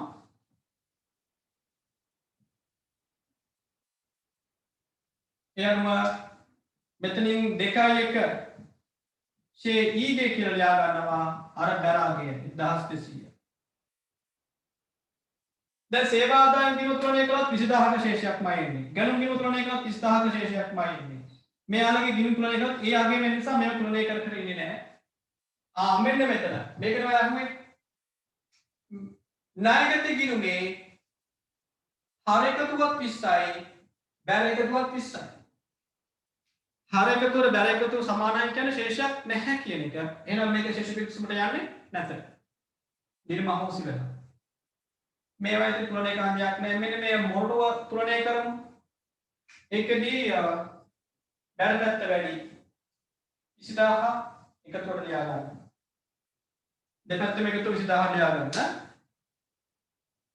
දැන් බැර එකතුවේ ගැටලුවක් නැහැ. 20ක් තියෙනවා එකතුවට 30ක් තියෙනවා. මෙන්න මෙතන 20 එකතුවට ආවම මෙතන උඩින් ගෙවිලා තියෙන 10යි. දැන් 20 හැදෙන තව කීයක් ඕනද? නැත්තම් 20ෙන් 10 තව අඩු කරමු. අඩු ගන්න බැලන්ස් එක එනවා 10ක්. ඒ බැලන්ස් එක ගන්න දිනේ මාසේ අන්තිම දවසේ ජනවාරි 31 ශේෂය 15ට ගෙන ගියා. 2.1 බැර පැත්තෙන් 2.1 එකතුවට යටින් මේ 20000 යටින් ඊළඟ රූලේ ශේ ඊගේ ශේෂය ඉදිරියට ගෙන ආවා 10ක්. يعني ඊළඟ මාසයේ තොරතුරු වාර්තා කරන්න කලින් ගිණුමේ තිබුව ඊළඟ අගේ හොයා ගන්නවා. පෙබරවාරි මාසයේ මුදල් තොරතුරු ආයෙත් මේ ආකාරයට වාර්තා කරන්න කලින් ජනවාරි මාසයේ ඉතුරු වගේ හොයාගත්තා. අපි ඒක කියනවා ශේෂ කරනවා කියලා. ගිණුමක් තුලනය කරනවා කියලා. හරි. දැන් අපි යමු ශේෂ පිළික්ෂව හදන්න. මම බෝඩ් එකේ තියෙන පිළිවෙලට ලියන්න. මුදල් හර ශේෂයක් තියෙනවා 768ක්. ඒක හර තීරුවේ ලියන්න. ප්‍රාග්ධන ඒකේ බැරාගයක් තියෙන්නේ. බැර තීරුවේ ලියනවා 1200ක්. මෝටර මත ගිණුමක් තිබුණා එතන නේද? මම කොහොනේ මෝටර මත ගිණුමක් ඇති 400ක හර ශේෂයක්. බෝඩ් එකේ පිළිවෙලට ගෙවුවොත් සේවා ආදායම් බැර ශේෂයක් තිබෙනවා 20ක්. ගැනුම් තිබෙන්නේ හර ශේෂයක් 30ක්. ගැනුම් මගේ හර ශේෂයක් 30ක්. පෙරේරාගේ බැර ශේෂයක් කියලා. මම පෙරේරා කියලා ලියන්නේ. ආයි නයිම් කියලා ලියන්නේ නැහැ. මෙතන යදපු නම ලියනවා ශේෂ පිළික්ෂ පෙරේරාගේ ගිණුම. ඒකේ බැරාගේ 30ක්. ණයකට බැලන්ස් එකක් නැහැ. බොල් ණය 2යි. නඩත්තු වේදම් 40යි. දෙකම හර ශේෂය. බොල් ණය 2ක්. මෝටර රථ නඩත්තු හරාගේ 40ක්. ලීබඩු 20ක හර ශේෂයක් තියෙනවා.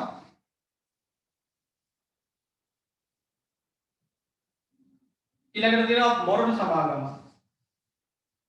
මොරටු සමාගමේ තිබෙනවා 10ක එකේ බැර ශේෂයක්. විදුලිය කොහෙද ලියන්නේ? උඩින්වත් ලියන්න.